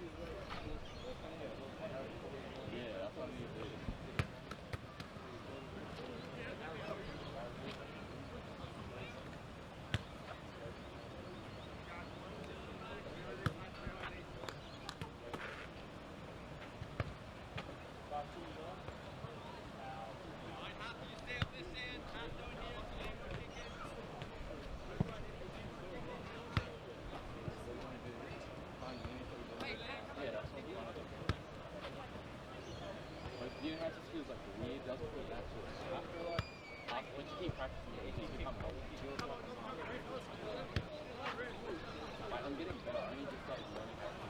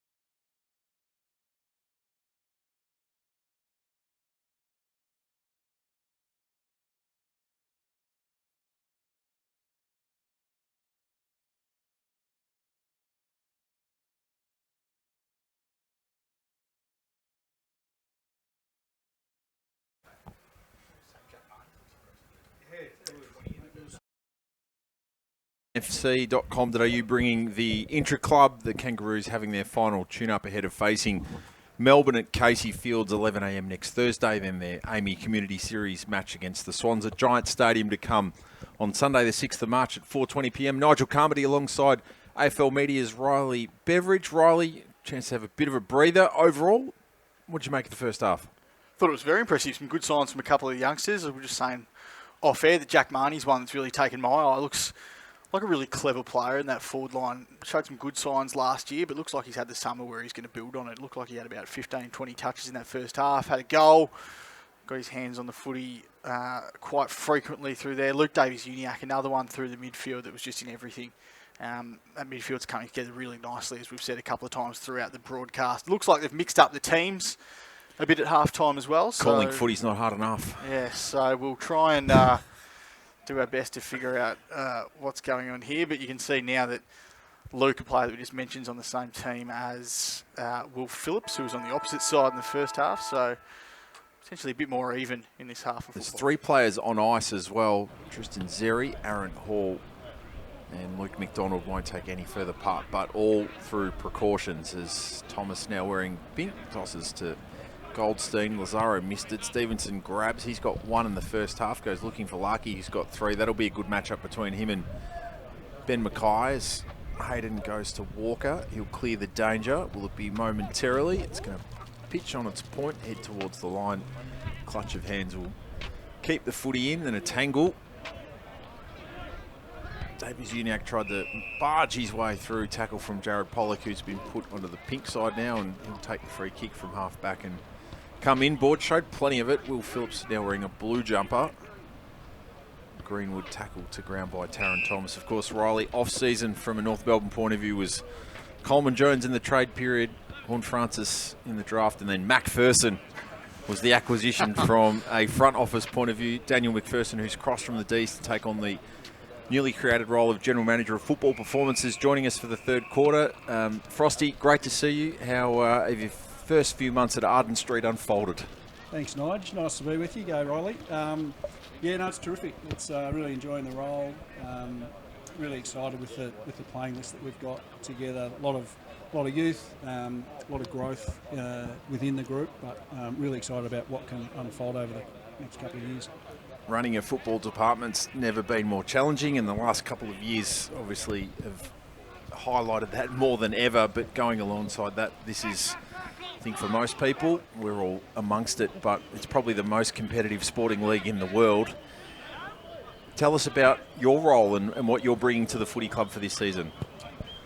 Well, yeah, we've obviously split the GM of football role down the lines of talent and performance, and I believe you spoke to Brady in the second quarter, so he's probably filled you in a lot on his role. My role is essentially working with Nobes and Kevin White, who heads up the high performance and medical department, and focusing pretty much purely on the performance of the team. So involved in the coaching discussions, involved in the medical, the welfare, the high performance. So yeah, just really focused in on helping trying to get the team up and going. Tell us about Kevin White's impact at the club, another big acquisition over the summer. I spoke to David Noble a couple of weeks ago, and he said it was like chalk and cheese this season compared to last. Tell us about the impact he's had at the club. Yeah, well, he's had a massive impact, and I think those who watch the North Melbourne Footy Club closely can see the difference in the body shape of a lot of these players straight away within 3 or 4 months of Kev being here. So obviously there was a crew, high performance and medical crew, who had been at the club for a long time. So a lot of these guys had done the same thing, year on year. So it was a great freshen up for the crew, particularly the players who had been around for a few years. So the way they train is a little bit different. The strength crew, Johnny Layden heads up the crew in the gym. So the boys are lifting in a different manner. So overall it's had a massive impact. Callum Coleman-Jones takes the mark, and I think he's going to be given 50 and then some. And Eddie Ford may not have heard the whistle, but he gave out a spray worthy of the 4th round of the Australian Open then, and a code violation. So they'll do their little sprint with each other. Umpires, of course, as much in need of a hit out as the players as they get ready for some more competitive stuff in the weeks to come. So Callum Coleman-Jones, who quite prominent in the opening quarter in particular, spent time forward and in the ruck. Zurha, who's got a couple in the opening half across the line from Jack Siebel. What is it like coming from a team that's won a premiership to a team that's aspiring to? How have you gone stepping out of it? And obviously, I guess, congratulations more than anything for what a way to drop the mic leaving the D's after what had been a real journey for the footy club. You do step onto the bus here at North Melbourne and at an interesting juncture, and I guess you've literally just been on that road with Melbourne. Absolutely, yeah. So I was at Melbourne for 8 years, so it was the footy club there wasn't in great shape 8 years ago. It was fantastic to be part of the premiership year last year, and that was a long and gradual build. We sort of made steady progression and improvement each year. Obviously, sort of fell off the cliff a bit in 2019, but the foundation's been put in place a few years prior to that, and then as the team matured, we're able to perform really strongly last year, obviously. So, coming here, there's a lot of similar challenges, but I think the footy club here is in much better shape than Melbourne was 8 years ago. So, we're a long way ahead already, but there's an enormous amount of work to do.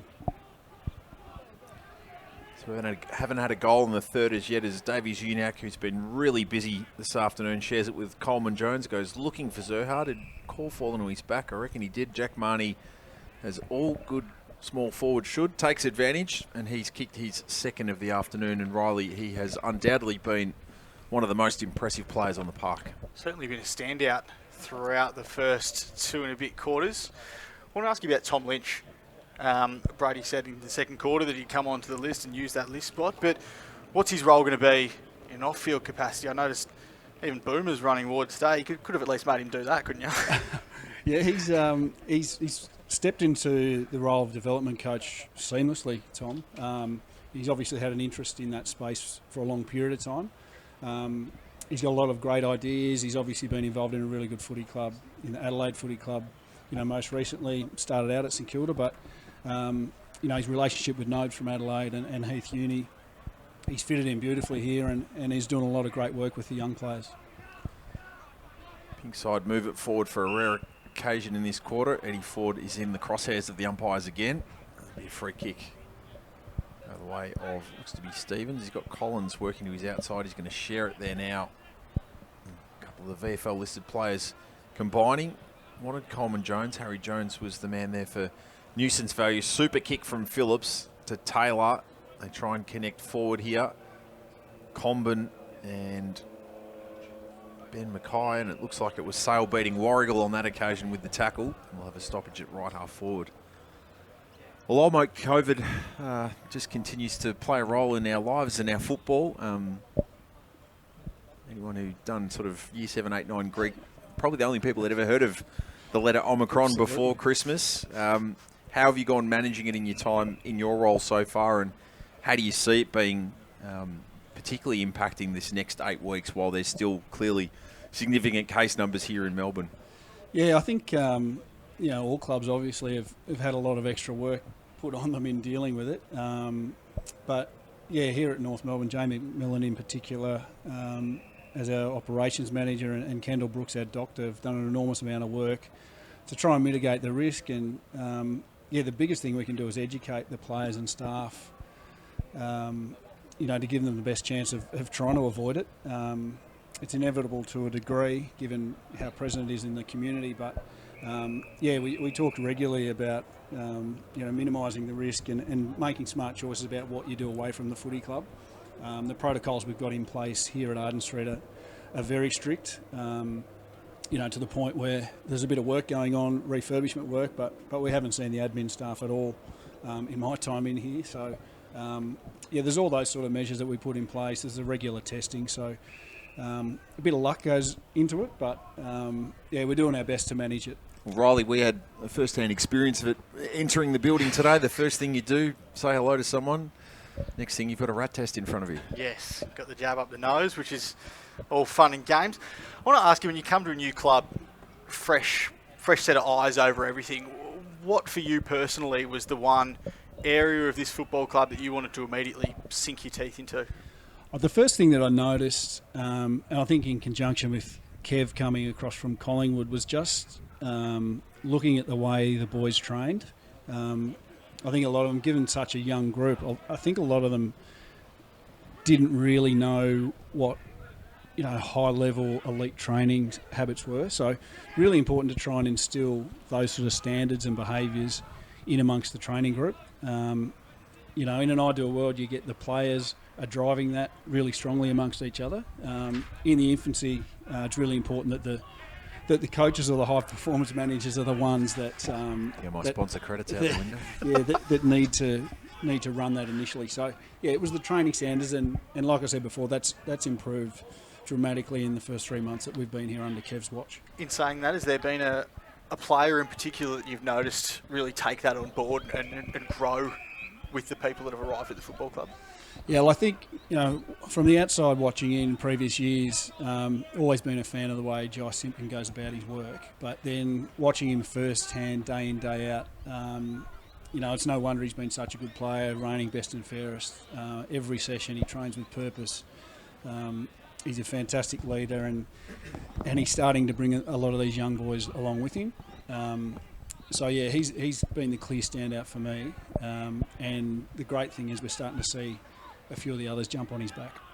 Good play from Charlie Lazaro to dart his way through traffic there and get a goal for the team in the pink jumpers. There's been a number of changes since half time, but it's 10-5 to 5-2 now. We're through 9 minutes of the third quarter, so a goal apiece to the respective teams. This third quarter brought to you, of course, by Mazda. And the great thing Of course, our major sponsor. Head to nmfc.com.au/Mazda member offer. He'll dart his way through traffic there and what a tremendous support get a goal for they've been for the best team part of 20 plus years. Frosty, there's a lot made of North Melbourne's culture, both internally and externally. The Shinboner Spirit et al. What have you made of it coming in, and how is perception and reality aligned?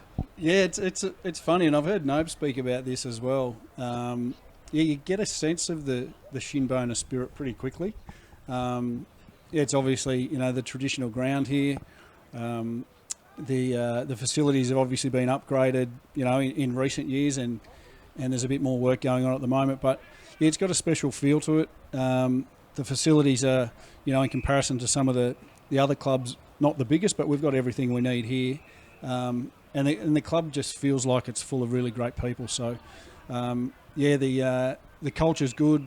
We need to obviously improve our performance on the field, and that comes with the training standards and the off-field team that we've put in place. It'll take a bit of time, but I think we're moving in the right direction. Walker to Mackay, and we've got a siren 10 minutes into the third quarter. As General Manager of Football Performance, can you enlighten us as to why we've just played a 10-minute third quarter? Yeah, we're having 90 seconds, a little break and a little debrief there. Chance for the TV timeout, almost NBA or NFL style. So halfway through the third quarter, you can see there's a clock on the screen there just as the camera pans to the right-hand side that's literally ticking down the 90 seconds as we go. So 10-5 playing 5-2. If you're just joining us, Nick Larkey 3, Cam Zurhar with 2, Jack Marnie with 2 as well, and Eddie Ford's kicked a couple for the side wearing the pink jumpers. There's been a raft of changes across the board. We've seen 3 players iced for the rest of the day. Tristan Zeri got a head knock in the opening quarter. Look forward to hopefully him being cleared or serving the concussion protocols he needs to. Luke McDonald copped a knock as well, and Riley, some hamstring tightness for Aaron Hall, who'd had a really, really busy start to the game. Yeah, those 3 will be interesting watches ahead of this clash with Melbourne in 6 days' time, whether or not they get up in time or precautionary outs for that scratch match over at Casey Fields, as you mentioned, 11 a.m. next Thursday. So there's some names to watch ahead of that one. I think all of them just precautionary by the sounds of it. Pretty good sign that Aaron Hall was walking around on the boundary without ice to his hamstring before, so that's generally a pretty good sign when there's a bit of awareness in the area. So we're ready to get things started again here in this second part of the third quarter, with a margin at 33 points. In terms of players you've come to know in the short time you've been at the footy club, Dan, anyone who's surprised you, or a player you perhaps didn't know a lot about because you were so heavily invested in the Melbourne program, who you've been really impressed by both on or off the field?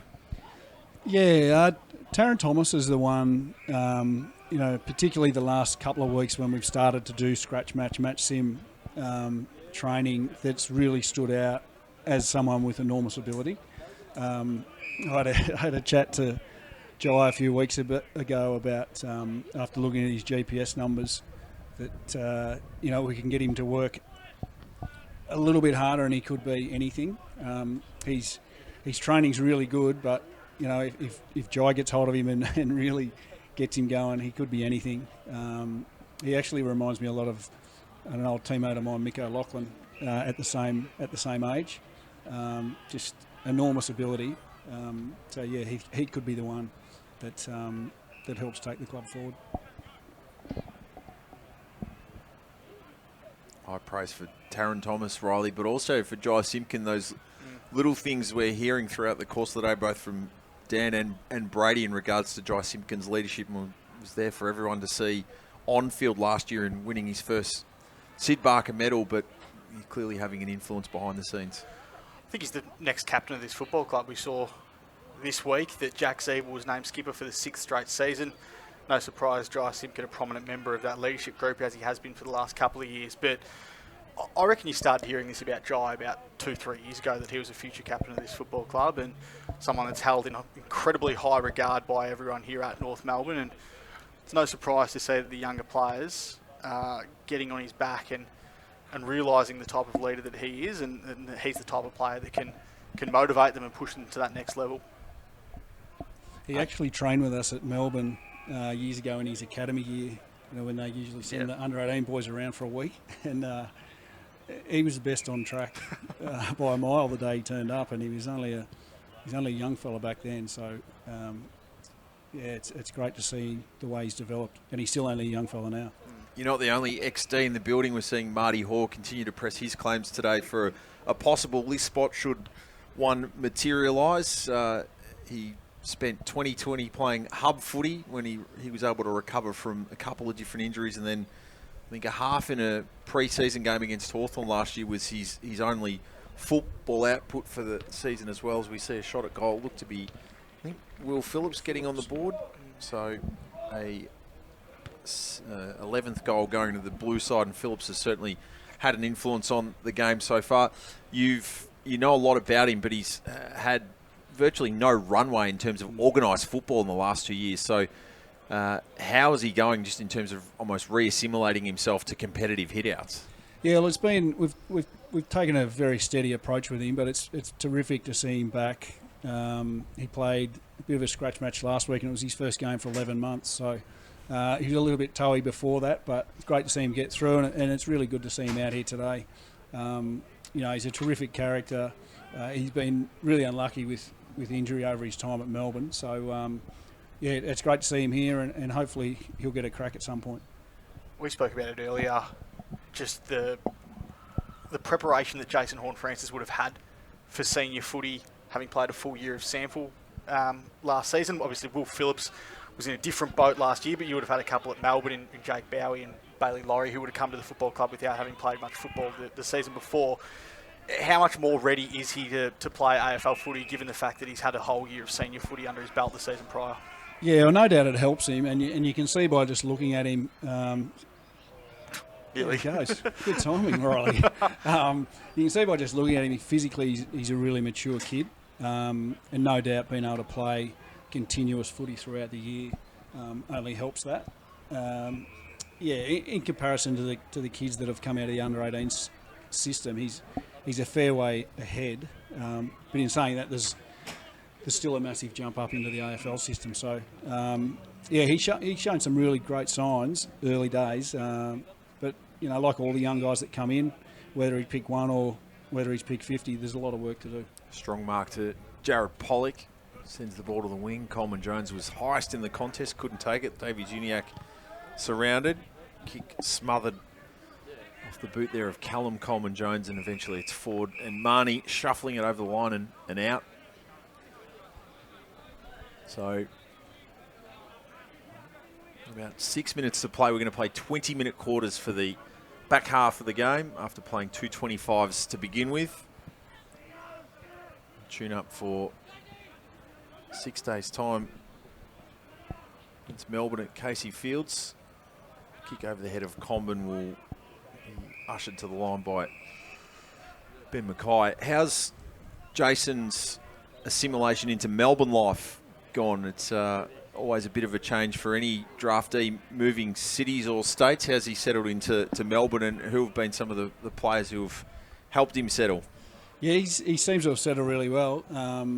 His parents have actually come over today for the game, along with a lot of the other players' parents are here, which is great. So no doubt it's great for him to see his parents come across for the weekends. But yeah, he's living with Cal Coleman-Jones, so he's been a big influence on him so far. But I'm not sure what his cooking ability is like. Well, I've heard it's not great, so that's a work in progress. But got to start somewhere. Yeah, he's living on 2-minute noodles, I think, a little bit. But yeah, we're working closely with our dietitian on that. But yeah, I think overall he's settled in really well, and he seems to really like the big smoke.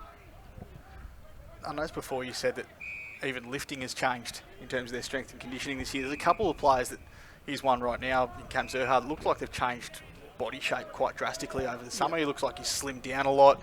Charlie Comben's one that looks like he's put on a lot of weight. How much emphasis has been put on to... Oh, Jason Horne-Francis has launched. Riley, you nearly called him kicking a 2-bounce goal a couple of minutes ago, and he's flown in a pack of 7 or 8 players there to get highest. And again, it's just a little drip-fed sample of hopefully what we've got to look forward to in not just 2022, but for many years to come.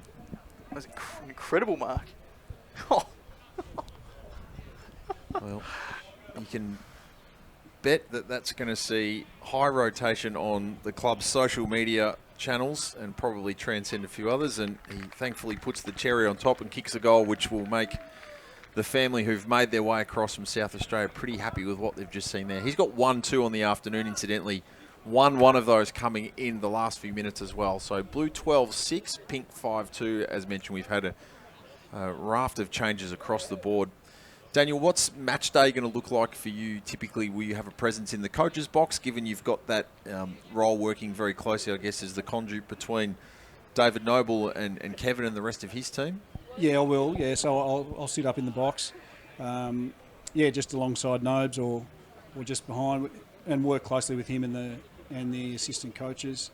We'll obviously be in close contact with Kev during the game, with the rotations and the messages down there. So, yeah, it's sort of a one out, one back position, and just see how things unfold and toss up the odd thing, ask him a few questions, and yeah, just try and help out where I can. Jared Pollock took 2 steps to cut back to his left then, and he's banged 2 brilliant goals from that part of the ground through across the afternoon as well. And Riley, again, we mentioned it in the second quarter after that goal, just adjacent to that spot. This is one of the big takeaways, and for anyone who perhaps hasn't been following North, I'm sure there's some other club supporters who've jumped onto the stream this afternoon. This is a really big takeaway. We don't want to overstate. These are barrier trials at best, but body shape, movement and skill execution look like they're all back where they should be for Jared Pollock, including adjusting fellow teammates' GPSs. Yeah, he looks back to his best, and he has throughout the entirety of the summer. It was noticeable last week in the little bit of match sim that happened here last Friday that he was one that was prolific in the way that he got the ball on the outside. I mean, he's a player that arrived at this club from Port Adelaide as one of the best wingmen in the comp. He's obviously had a difficult last couple of years, struggled with a few injury issues last year and struggled to get a bit of senior footy under his belt. But as you mentioned, Nigel, that's been one of the massive takeaways from today, if not the biggest, just that he's someone that looks like he's going to have a serious impact on this footy club this year. He's been another one that's been really impressive in my time here. You know, come in obviously, you know, from the outside, seeing that he had a really difficult season last year, so I wasn't sure what we were going to get with him. Yeah, but who was that, Nige? Looks like it might have been Bailey Scott to me, who's another one who's changed jumpers across the course of the day after starting in the pink. Nice finish on the run. Yep. Again, contextualising the fact that it is an intra-club, Dan, but again, from what we're seeing throughout the course of today, match committee across the next couple of weeks is not going to be an easy task. You'd have to say, is there comfortably 30 magnets you're going to have to be considering? Yeah, well, I think so. Even looking at today's game, when we were for the first half, we were talking about trying to get as close as we could to the best team picked in blue for the first quarter or two, and then mix it up. It was really difficult to work out, who would be in that team and who wouldn't. So, it's a great problem to have. But there's a lot of guys have come off a really good summer and are pressing hard to get in that team to play the Hawks in a few weeks' time. I was able to get in an intercept. No winner out of the Coleman Jones-Goldstein contest as Zeeble runs headfirst into the traffic on Zurha. Hayden found a way out, and Turner will send the pink side forward here. Ford, Curtis will try and buy him some time with a Shepherd. Ford distributes it backwards. It's looks to be Watkins there to Ford, who kicked a couple in the opening half, decides to snap himself. 2-on-2 in the goal square. Horse sweeps into support. Team Blues charge. Davies Uniacke, Coleman Jones, the hyphens combining. Phillips back to Davies Uniacke, who paddles it the best part of another 15 metres. Now Greenwood, and suddenly they're away here, Team Blue. Marnie overlap for Stevenson. This is really good to watch. Larky's out the back. He's got the drop on Mackay. Tried to sweep through. Mackay having none of it. He can pick it up and has plenty of teammates around him to share it. One of them, Simpkin, who has a look behind, draws Young to Pollock. Chips for Thomas, and that was a really neat piece of play on both sides. It's awesome just seeing the penetration from half-back from Luke Davies-Uniacke, adding that run and drive. Something we saw from him a lot in his under-18s days, just that explosion from stoppage, and he did it there with a pretty stagnant ball, made it move from one side to the other. And there's what Brady Rawlings was talking about from Paul Curtis in a very small sample as well. Clever by Comben to work it forward. So last year's pick 35 of the national draft has his first goal of the day. We've spoken about pick one, but Dan, give us your impressions on Paul Curtis, Miller Bergman, Josh Goder, and Jackson Archer, who doesn't take his place in the team this afternoon, being in the concussion protocols. How have they settled into AFL life at North Melbourne? Yeah, they've all been super impressive, all five of the draftees. You wouldn't know, obviously there's been a lot of chatter about Jace, but you wouldn't know where the other guys were picked. They've all come in and they've all fitted in really well, and they've all trained at a really high standard straight away. So Paul's obviously, enormously talented. We were sort of told he was a deep forward, but his ability to get up and back the ground has been really impressive, and that'll only be enhanced as he continues to mature and get more work under his belt. Joshy Goder and Miller Bergman have both been really impressive as well, both playing across the wing and half back. Read the ball really well. Tough. Miller's only a little fella physically, but keeps bouncing up every time he gets bowled over. And they've been terrific. And then Jackson Archer, as the pedigree would suggest, he just, he never gives in. He tries really hard, and he's been super. He looks like he's got leadership quality straight away. He works really hard, and all five of them have been outstanding. It wasn't much surprise, Riley, when the squads came through to us this morning and we looked at the list of players that are out, and we got down to Jackson Archer, and sure enough, concussion was in the brackets. Yeah. Puts his body on the line. I think we saw that for the Northern Knights last year. Has he played a couple of different positions? Has he trialled out a couple of different positions this summer as well? Yeah, he has. He's been predominantly half-back, but we chucked him forward a couple of weeks ago, and as you'd expect, the pressure that he put on and his compliance to play the role was outstanding. So, he's been unbelievably impressive, Jackson, and terrific young fella as well. So we're really looking forward to seeing what he can do over the coming years. Really good, watchable quarter of intra-club footy there, with 4 goals to this team in blue, 3 to the side in pink. So three-quarter time, 20 minutes left to play. It's blue 13-7-85, pink 7-2-44. Dan McPherson, thank you so much for your time and your insights. Good luck for season 2022. You're going to go head back into the coach's box for the final quarter, or I might just see what's going on in there. Take a slightly more casual position somewhere. Yeah, I'll just sit back and listen to the chat. Thanks for having me, lads. I really appreciate your insights, I'm sure, as all the supporters do. Just a quick run through of the goal kickers to three-quarter time for the respective teams. Larky with 3 had a late shot on goal there. Jack Marnie has a couple of goals, as does Cam Zerha. Singles to Stevenson. Jason Horne-Francis, who made that corner his own at times. Tom Powell's got one. Will Phillips has got one. And also Bailey Scott with a major in that quarter for the side wearing the pink jumpers. 2 goals to Eddie Ford. Singles to Pollock, Walker, Lazaro, Curtis and Goldstein. In case we missed it, Jared Pollock also with a goal for his time in the blue jumpers. He's got 2 goals overall on the day. Quick break, back with the final quarter here from Arden Street. Of course, that third quarter brought to you by Mazda, the club's major partner. You can head to nmfc.com.au/Mazda member offer for your 2022 member offer.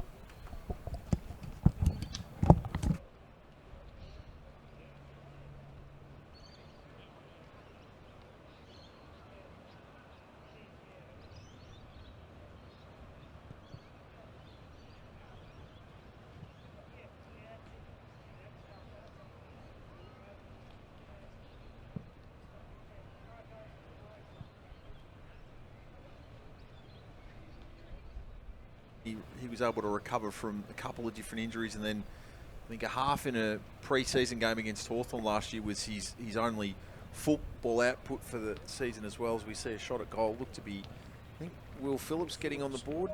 So Season before, how much more ready is he to play AFL footy, given the fact that he's had a whole year of senior footy under his belt the season prior? Yeah, well, no doubt it helps him, and you can see by just looking at him. There he goes. Good timing, Riley. Charlie Combin's one that looks like he's put on a lot of weight. How much emphasis has been put onto... Jason Horne-Francis has launched. Riley, you nearly... Charlie Combin's one that looks like he's put on a lot of weight. How much emphasis has been put onto... Jason Horne-Francis has launched. Riley, you nearly... bet that's going to see high rotation on the club's social media channels and probably transcend a few others, and he thankfully puts the cherry on top and kicks a goal which will make toss up the odd thing, ask him a few questions, and just try and help out where I can. Jared Pollock took 2 steps to cut back to his left then, and he's banged 2 brilliant goals from that part of the ground through. Toss up the odd thing, ask him a few questions, and just try and help out where I can. Jared Pollock took 2 steps to cut back to his left then, and he's banged 2 brilliant goals from that part of the ground through. From the outside, seeing that he had a really difficult season last year, so I wasn't sure what we were going to get with him. But who was that, Nigel? It's a great problem to have, but there's a lot of guys have come off a really good summer. A lot in his under-18s days, just that explosion from stoppage, and he did it there with a pretty stagnant ball, made it move from one side to the other. And there's what Brady Rawlings... A lot in his under-18s days, just that explosion from stoppage, and he did it there with a pretty stagnant ball, made it move from one side to the other. And there's what Brady Rawlings was talking about from...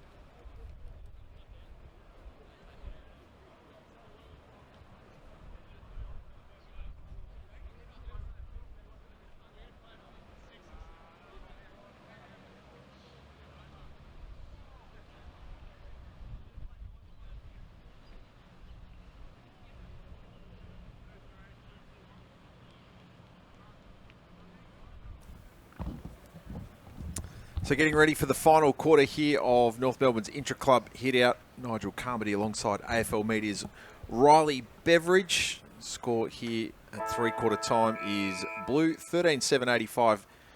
Team Pink 7-3-45. So we had 4 goals to 3 coming in that third quarter there. The highlight, undoubtedly, Jason Horne-Francis with the elevation and a goal as well. The team in pink head forward to start the last quarter. Marty Hoare shuffles it back to Josh Goda, shares with Miller Bergman, so a couple of last year's draftees hooking up, and that's nice movement there from Goda. Not too much on it though for Pollock. Answorth goes searching for Matt Walker. His kick was met first by Young. Curtis Taylor now wearing the pink jumpers. And the pink side shoot on goal, but only a behind. So margin's 40. That's, of course, all in context given the way the squad started the day, Riley, where we had Team Blue in perhaps the stacked team, you'd have to say, or at least what looked to be almost a first-choice squad, a mix of AFL or younger AFL and VFL listed players in the pink jumpers, and then it's been a steady stream of changes since a handful at quarter time, largely borne on through Tristan Zeri's head knock and not seeing out the afternoon. So the ruck matchup between Goldstein and Coleman Jones has been squared up as it should be for a match like this. But since then, it's been a lot being thrown around. No doubt the GPS tracking has had an impact on player loads and positioning and game time and all that, as Todd Goldstein tries to head into orbit and then provides the tackle on Charlie Comben. Final quarter coming away with thanks to AIA, great supporter of the footy club. Health, life and wellbeing partner of the Kangaroos. Sign up as a member. That's a North Melbourne member, and you can redeem your offer for 9 weeks free health insurance with AIA. Head to aia.com.au.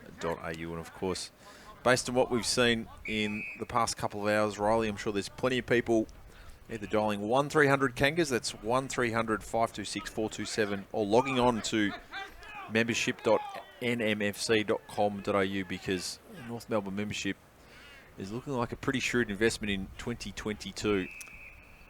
It is, Nigel. The signs are very exciting from the Kangaroos. I know we've talked a lot about Jason Horne-Francis, and why wouldn't we have, given what he produced in that third quarter, but there's good signs from a lot of players throughout this game. Paul Curtis and Eddie Ford being two of them, two really young, promising, developing forwards, but I reckon this game would probably give David Noble a few headaches as well by the end of it, because there's just a lot of question marks over certain positions, and it's the old cliche, it's a good problem to have, but I was just thinking to myself before now, having watched Charlie Comben take a couple of strong grabs, Nick Larkey kick 3 in the first half alone, just what their mix is going to be forward of centre in that round 1 game against Hawthorn at the MCG, whether or not they go with the 2 rucks and they go with Goldstein and either Jerry or Coleman Jones, and they can play one of them forward at times alongside Larkey, whether or not they can afford to go with the second one, being perhaps Charlie Comben, who probably looks the most likely. So it's going to be really interesting to see what mix they go with, how they position themselves in the ruck.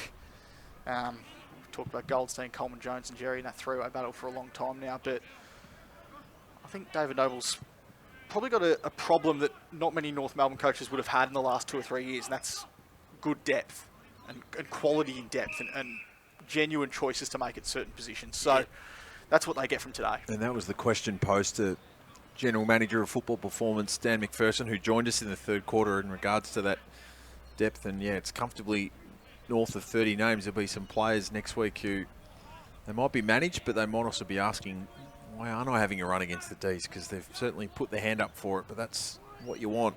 Hoare to Bergman, who's had a couple of touches to start the last quarter. Bailey Scott hit the scoreboard in the third quarter, kick to space, horrible bounce.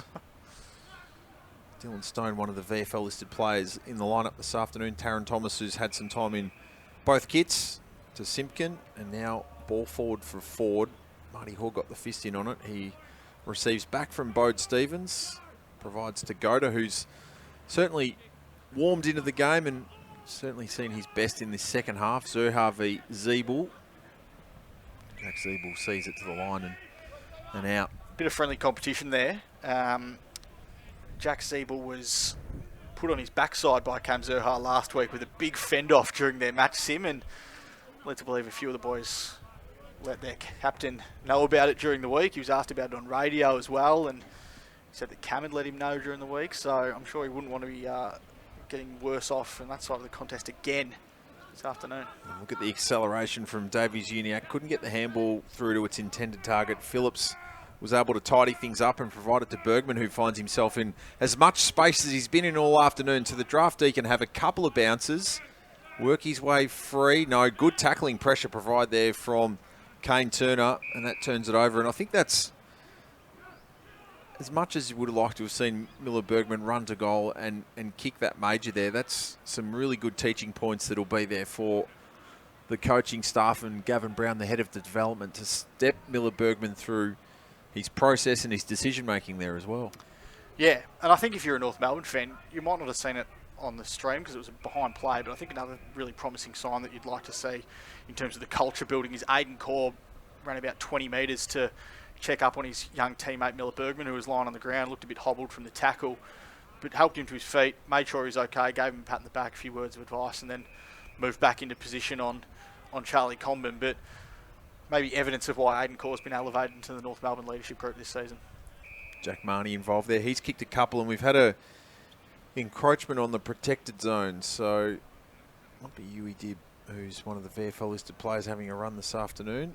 So Will Phillips, coming off a debut AFL season that yielded 16 games, 3 majors. His best output possession-wise, 17 against the Cats in round 20. But as was well articulated in the conversations earlier with Brady Rawlings and Dan McPherson, came off no football base in 2020. An admirable effort to play 16 AFL games in his debut year, and he has got himself a goal. He kicked one in the Blue Jumpers in the third quarter and adds a second here in the last. So he becomes yet another multiple goal kicker. Larkey leads all scorers on the ground with 3. Jack Marnie's kicked 2 in the Blue Jumpers. Cam Zerha with 2 as well. Will Phillips now with 2.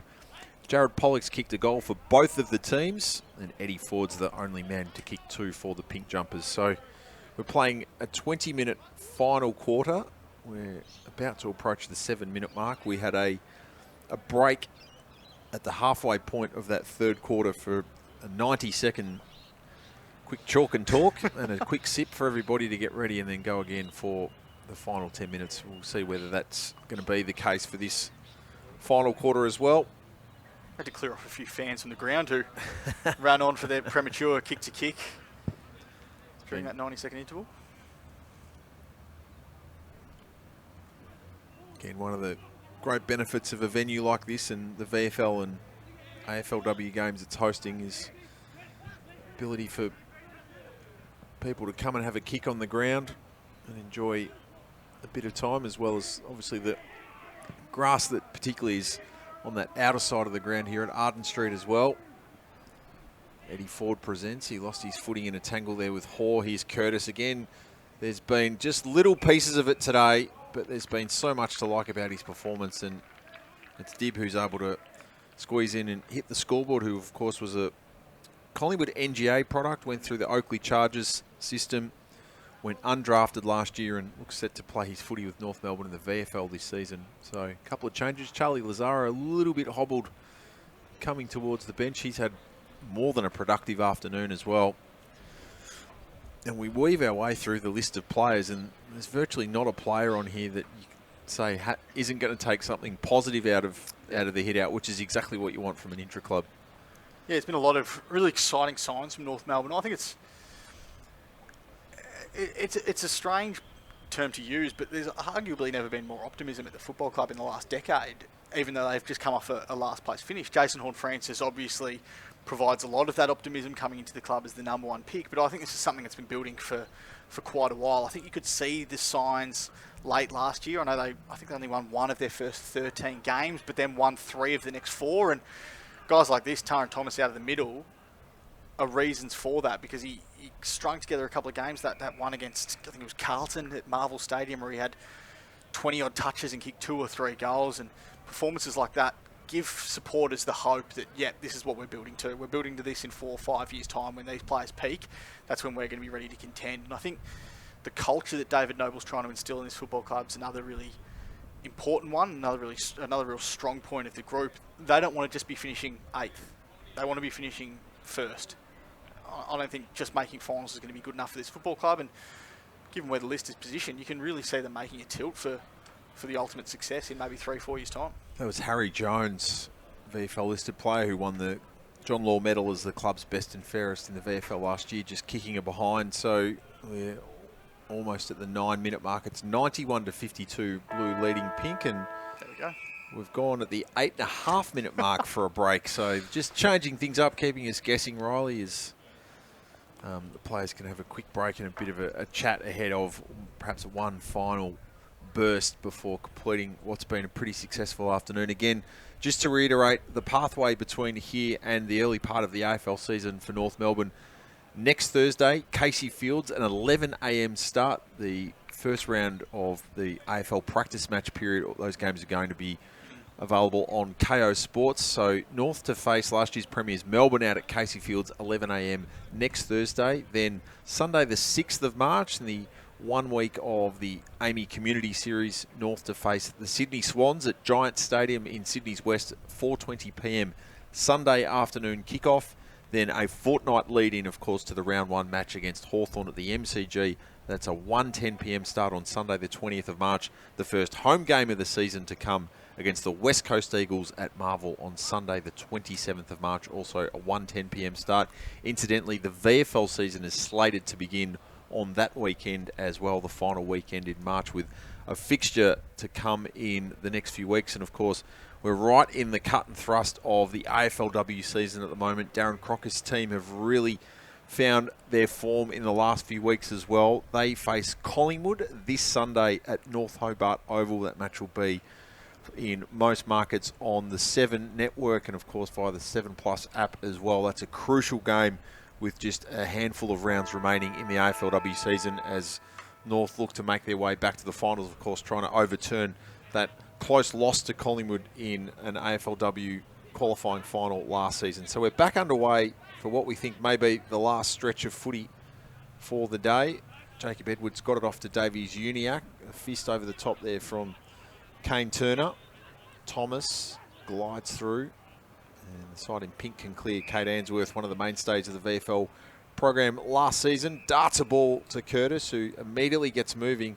Silky smooth on the left, goes looking again for Eddie Ford. They've got quite a good little combination going, it has to be said. Curtis and Ford, the 2 ex-Western Jets. And the beneficiary of the Ford tap-on is Matthew Walker. He's now got 2 goals for the afternoon in the pink jumpers. And again, was a very handy player in the VFL last year, kicking 9 from 7 starts. Just 22 years of age, Matt Walker. And again, if circumstances prevail through injury and COVID cases, and we've seen it floor the Adelaide Crows this week with their cancellation of their Intra-club, it can happen, and we're still certainly not through it. There's a number of players, Walker, Jones, Answorth, to say the least, that could all come in and fill the breach if required, if that's how the rules end up as we're perhaps thinking they will. Definitely.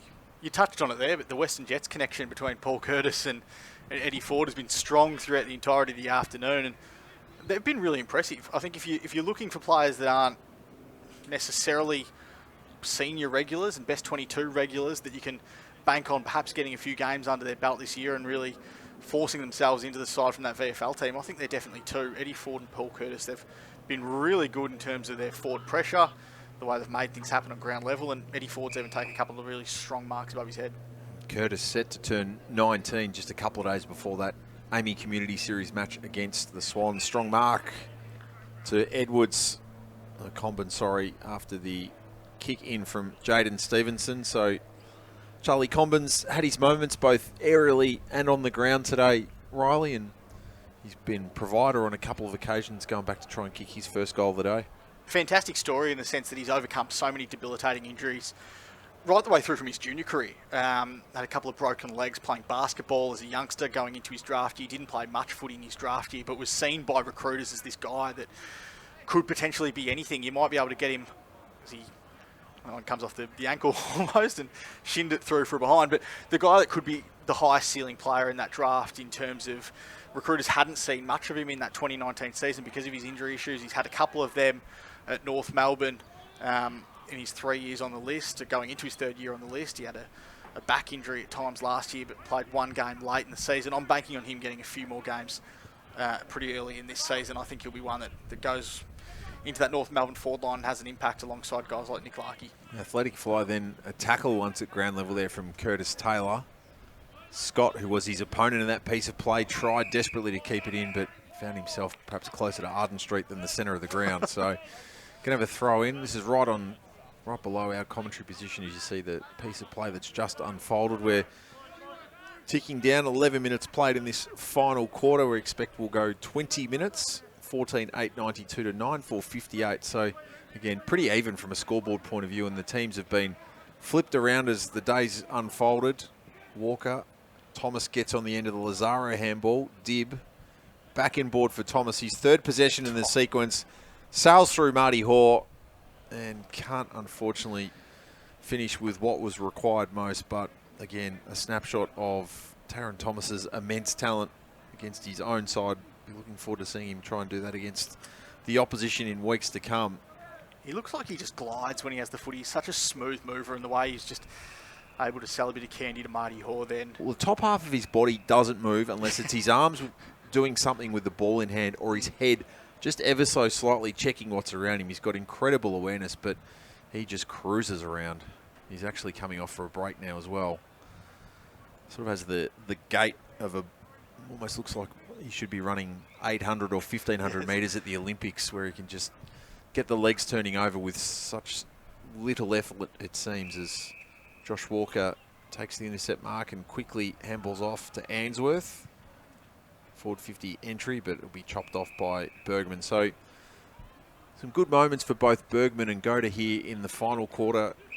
I like that. Working off half back. I liked that, just the confidence of executing that kick and trying to bite off a 45 kick into the corridor from your defensive half. I really like that from Miller Bergman. Shows good confidence from someone of his age. And that they're being backed in by coaching staff to take those chances regardless of what the consequences might be, because that's what the modern game dictates. This last quarter of the North Melbourne Intra-club being brought to you by AIA, the club's health, life and wellbeing partner. Head to aia.com.au if you're a Kangaroos member, and you can redeem an offer for 9 weeks of free health insurance with AIA. And of course, when we talk membership, membership.nmfc.com.au. Do not delay. Head to the website and help the club reach its target of 50,000 members in 2022. Of course, if you don't have access online, you can go to 1300 Kangas via phone. That's 1300 526 427. Good to see as much blue and white at the G in round one, and then the following Sunday as the club locks horns with the West Coast Eagles. Undoubtedly one of the great memories of season 2021. North heading across West on a Monday night to defeat the Eagles at Optus Stadium, as Nick Larkey can mark his kick 3 this afternoon. Cramping up a little bit late here, but his best was on show early on in the contest. Gets around Ben Mackay and hits up Zerha, who's probably right on his range here, Riley. He'd back himself. I don't think there's much that Cam Zerha wouldn't back himself to do, to be honest. He's a pretty confident young lad, but might just centre this one. I'm not sure it's the best option in the world when you've got Todd Goldstein, someone that's 210 centimetres standing there. Went for Stevenson and missed, so Lazaro will try and run it back for the pink side, who don't have a lot forward of the ball here. So Curtis needed to try and find himself an option. Davies Uniac in the centre circle again, can stand up in a tackle like a few others. Greenwood.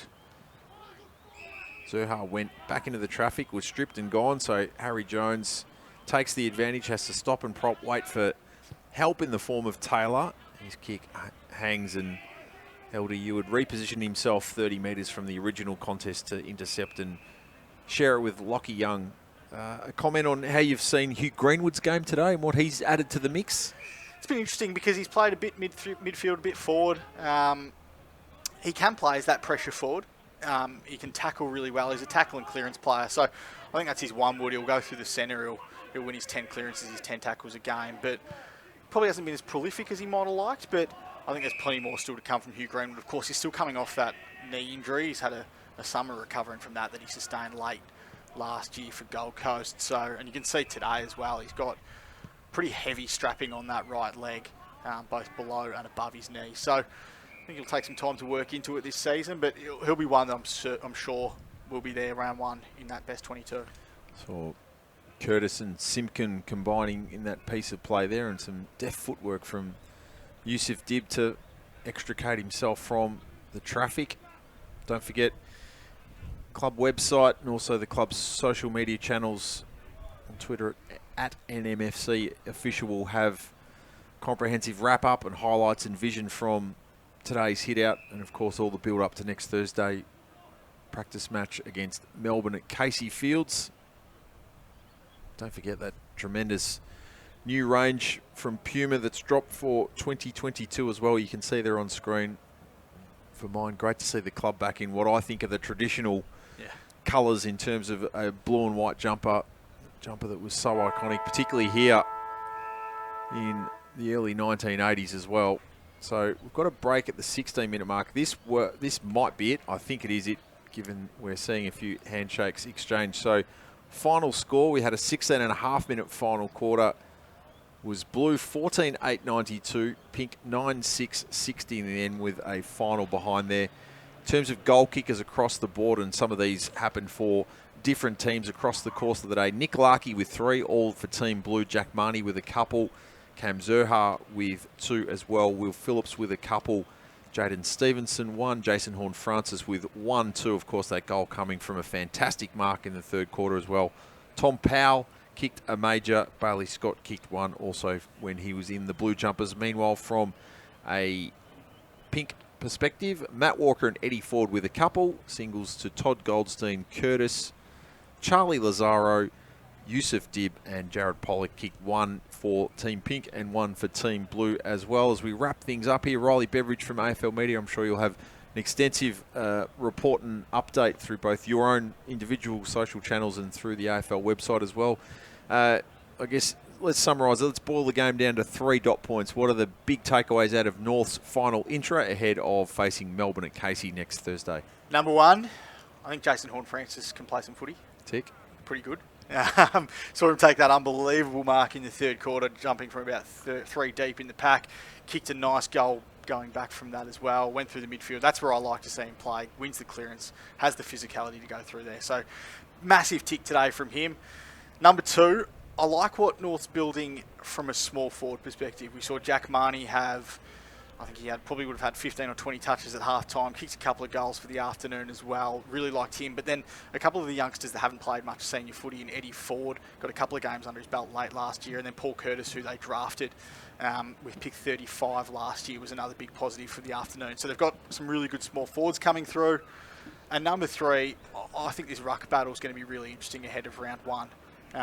You look at Todd Goldstein today, probably started on the weaker of the two sides. They went with the combination of Tristan Jerry and Cal Coleman-Jones starting on the really strong side.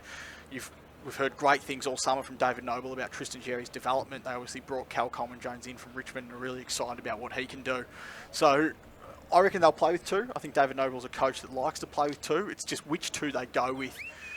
I think it's still up in the air. And I hope for Tristan Jerry's sake that he's able to recover in time for that practice match against Melbourne in 6 days' time, because I think you need to do as much work as possible to get yourself in the frame at the moment. And I think it's going to be one to watch going into the 30-odd days before round 1. Very, very comprehensive summary. Thank you, Riley. So, as mentioned, Casey Fields next Thursday is the next destination, 11 a.m. against Melbourne in a practice match. Then, Sunday the 6th of March, the Swans at Giant Stadium, a 4:20 start for the Amy Community Series game. Round 1, Sunday the 20th of March, Hawthorn at the MCG. First home game of the season the following Sunday, the 27th of March, at Marvel against the West Coast Eagles. Don't forget, of course, the AFLW team to face Collingwood this Sunday afternoon at North Hobart Oval. Big thank you to our broadcast partners, Mazda and AIA, great supporters of the footy club as well. Thank you to Brady Rawlings and Daniel McPherson for fantastic insight as well. To the team at Sportcast, all Mick Tormey and his team behind the scenes here have pulled this together. Excellent job from all concerned here at nmfc.com.au. Thanks to Riley Beveridge. This is Nigel Carmody signing off from Arden Street. As mentioned, 1300 Kangas get involved. A lot to like about what we saw from the Roos this afternoon, or of course head to membership.nmfc.com.au to get involved. Great day of footy here, North with their final tune-up ahead of the practice matches for 2022.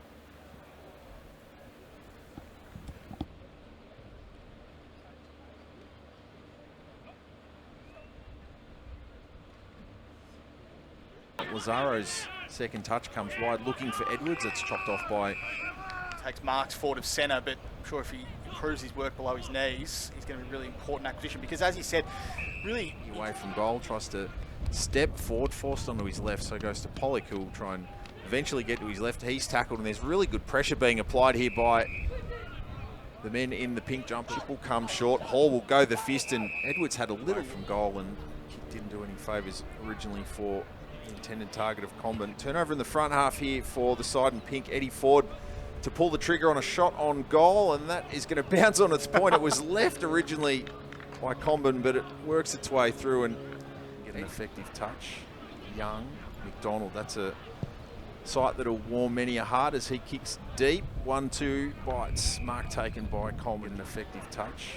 Young, McDonald, that's a sight that'll warm many a heart as he kicks deep. 1-2 bites, mark taken by Coleman. Forward 50 entry, it's Curtis versus McDonald, and that's well done by Curtis too. Regard he's held in here at Arden Street, given that he didn't actually play much footy last year. It's a cliche, but it's an accurate. It's their leadership group, and someone that I think people have really gained a lot of respect for in the last couple of years. He's vying for one of those SSP positions, March 9 the deadline. Vying for one of those SSP positions, March 9 the deadline. The side door, it was Larky who put some on him afterwards. Nice lift as well. Coach Darren Crocker, they head to North Hobart Oval on Sunday to face Collingwood in a crucial match. As Eddie Ford's got on the end of a really neat players and spectators alike here at Arden Street, as McDonald was on the end of the Simpkin hand pass through the tackle. Jones had it stolen by Greenwood, who dabs neatly on the left to Horne-Francis, who could have almost kept running to goal. He probably only had Hayden in his... That afternoon. I know they lost, but he was fantastic in that performance. And that, I think from that moment on, even if there were any... Great to see him on his feet, though. Meanwhile, Jack Marnie has the shot at goal, and that's got really good carry on the kick. Little doubting that from Jack Marnie, who kicks... But still impact on the scoreboard. Oh, I think he's almost the highest ceiling player at this football club at the moment. This season, if Tristan Jerry, who we know has had a great summer, Cal Coleman Jones, their big name recruit, if they... the course of the game. Thomas to Taylor in the 1-2. They slide it forward. Marnie and Zerha have got to the back. They can almost raffle this. Zerha goes underground and bounces it home ever so casually. But the legs of Hall. Stevenson trying to work around his opponent. Powell distributes to Coleman Jones. Davies Uniac can't get through Phillips. Strong tackling work. And even better work there from Scott to bundle off it. Cleaning up was Phillips. His handball missed its intended target. Ford tackles Stevenson. McDonald, it's really willing stuff here. This is good to see. Who can be cleanest? Turner elected to kick on the left up. Off to Goda. Can he connect? That's a super mark. Simpkin tried to step Ainsworth. Davies Uniac left it for Hall. Goes back for Zeeble. Half volley pickup from LDU was clean to Taylor. Goes looking for Marnie, who marks. It's 2-on-2 inside forward 50. He marks Horne-Francis is scuttling forward as well. The lead will come onto the chest of Larky, and he marks in front of Marty Hall. Brady, I want to ask you about Cal Coleman Jones. Obviously came to the club in the off-season, started this match forward of the ball, but he's, whether it's by plan or necessity with Tristan Jerry going down, he's moved into the ruck. Where do you see him starting his North Melbourne career, and do you think he does emerge when Todd Goldstein gets to the end of his career as the side's next #1 ruckman? Yeah, Rolly, I think he can really emerge, obviously, and take that #1 spot in the ruck in the future. The beauty about Cal, we think he can fit in with any ruck combination at this stage, whether it be a 50-50 combination, whether you've got a #1 ruck that's taken 80% and Cal takes 20. He's got that versatility to fit in with any ruck combination, which is really valuable. You've got some certain ruckmen that can only probably go 50% the ruck, some that can mainly forwards that can probably pinch hit for 20%. But with Cal, we feel like he's got that versatility to play with any any combination. But in the future, we really see him as being playing a vital role for us in the ruck. So first goal of the second quarter to the side in blue. Nick Larkey to date, 5-5 plays 2-1 as we're through 4.5 minutes of the second quarter. Lazaro, tangle of legs with Powell. Simpkin clean and once again can find the exit to Goldstein, now wearing the blue jumper. Larkey versus Hoare, and Larkey just had the height and stretch advantage on. So their attitude and their training's been really good. Paul Curtis, but probably the repeat efforts was the thing that he needs to work on a bit more. And now he's fitter, and we've seen a bit more strength to hold on to the tackles too in one pre-season. That pressure's been really. But probably the repeat efforts was the thing that he needs to work on a bit more. And now he's fitter, and we've seen a bit more strength to hold on to the tackles too in one pre-season. That pressure's been the multiple goal kickers so far. Simpkin, Pollock on the left. He can load up from here. That's everything you want to see from Jared Pollock if you're a North Melbourne supporter, as rightly heads to Larkey, but you see the best of Marty Hall there. Uniac, who went to chip through the hands of Goda. Now it's Powell who can steady, kick just before the Answorth tackle, and Julie deliver. So hub footy when he was able to recover from a couple of different injuries, and then I think a half in a pre-season game against Hawthorn last year was his only football output for the season, as well as we see a shot at goal. Looked to be, I think, Will Phillips getting on the board. So season before, how much more ready is he to play AFL footy, given the fact that he's had a whole year of senior footy under his belt the season prior? Yeah, well, no doubt it helps him, and you can see by just looking at him. There he goes. Good timing, Riley. Charlie Combin's one that looks like he's put on a lot of weight. How much emphasis has been put on to... Oh, Jason Horne-Francis has launched. Riley, you nearly... Charlie Combin's one that looks like he's put on a lot of weight. How much emphasis has been put on to... Oh, Jason Horne-Francis has launched. Riley, you nearly... Bet that's going to see high rotation on the club's social media channels and probably transcend a few others, and he thankfully puts the cherry on top and kicks a goal, which will make... Toss up. The odd thing, ask him a few questions, and just try and help out where I can. Jared Pollock took 2 steps to cut back to his left then, and he's banged 2 brilliant goals from that part of the ground through. Toss up. The odd thing, ask him a few questions, and just try and help out where I can. Jared Pollock took 2 steps to cut back to his left then, and he's banged 2 brilliant goals from that part of the ground through. From the outside, seeing that he had a really difficult season last year, so I wasn't sure what we were going to get with him. But who was that, Nige? It's a great problem to have, but there's a lot of guys have come off a really good summer. A lot in his under-18s days, just that explosion from stoppage, and he did it there with a pretty stagnant ball, made it move from one side to the other. And there's what Brady Rawlings... A lot in his under-18s days, just that explosion from stoppage, and he did it there with a pretty stagnant ball, made it move from one side to the other. And there's what Brady Rawlings at the top there from Kane Turner. Thomas glides through, and the side in pink can clear Kate Answorth, one of the mainstays of the VFL program last season. Darts a ball to Curtis, who immediately gets moving. Silky smooth on the left, goes looking again for Eddie Ford. They've got quite a good little combination going, it has to be said. Curtis and Ford, the 2 ex-Western Jets, and the beneficiary of... And Eddie Ford's even taken a couple of really strong marks above his head. Curtis set to turn 19 just a couple of days before that Amy Community Series match against the Swans. Strong mark. Level, and Eddie Ford's even taken a couple of really strong marks above his head. Curtis set to turn 19 just a couple of days before that Amy Community Series match against the Swans. Strong mark. Flipped around as the days unfolded. Walker. Thomas gets on the end of the Lazaro handball. Dib. Back in board for Thomas. His 3rd possession in the sequence. Sails through Marty Hoare and can't unfortunately finish with for 9 weeks of free health insurance with AIA, and of course in the world when you got Todd Goldstein, someone that's 210 centimetres standing there. Went for Stevenson. Clearance player. So I think that's his one wood. He'll go through the centre. He'll win his 10 clearances, his 10 tackles a game, but probably hasn't been as prolific as he might have liked. But I think there's plenty more still to come from Hugh Greenwood. Of course, he's still coming off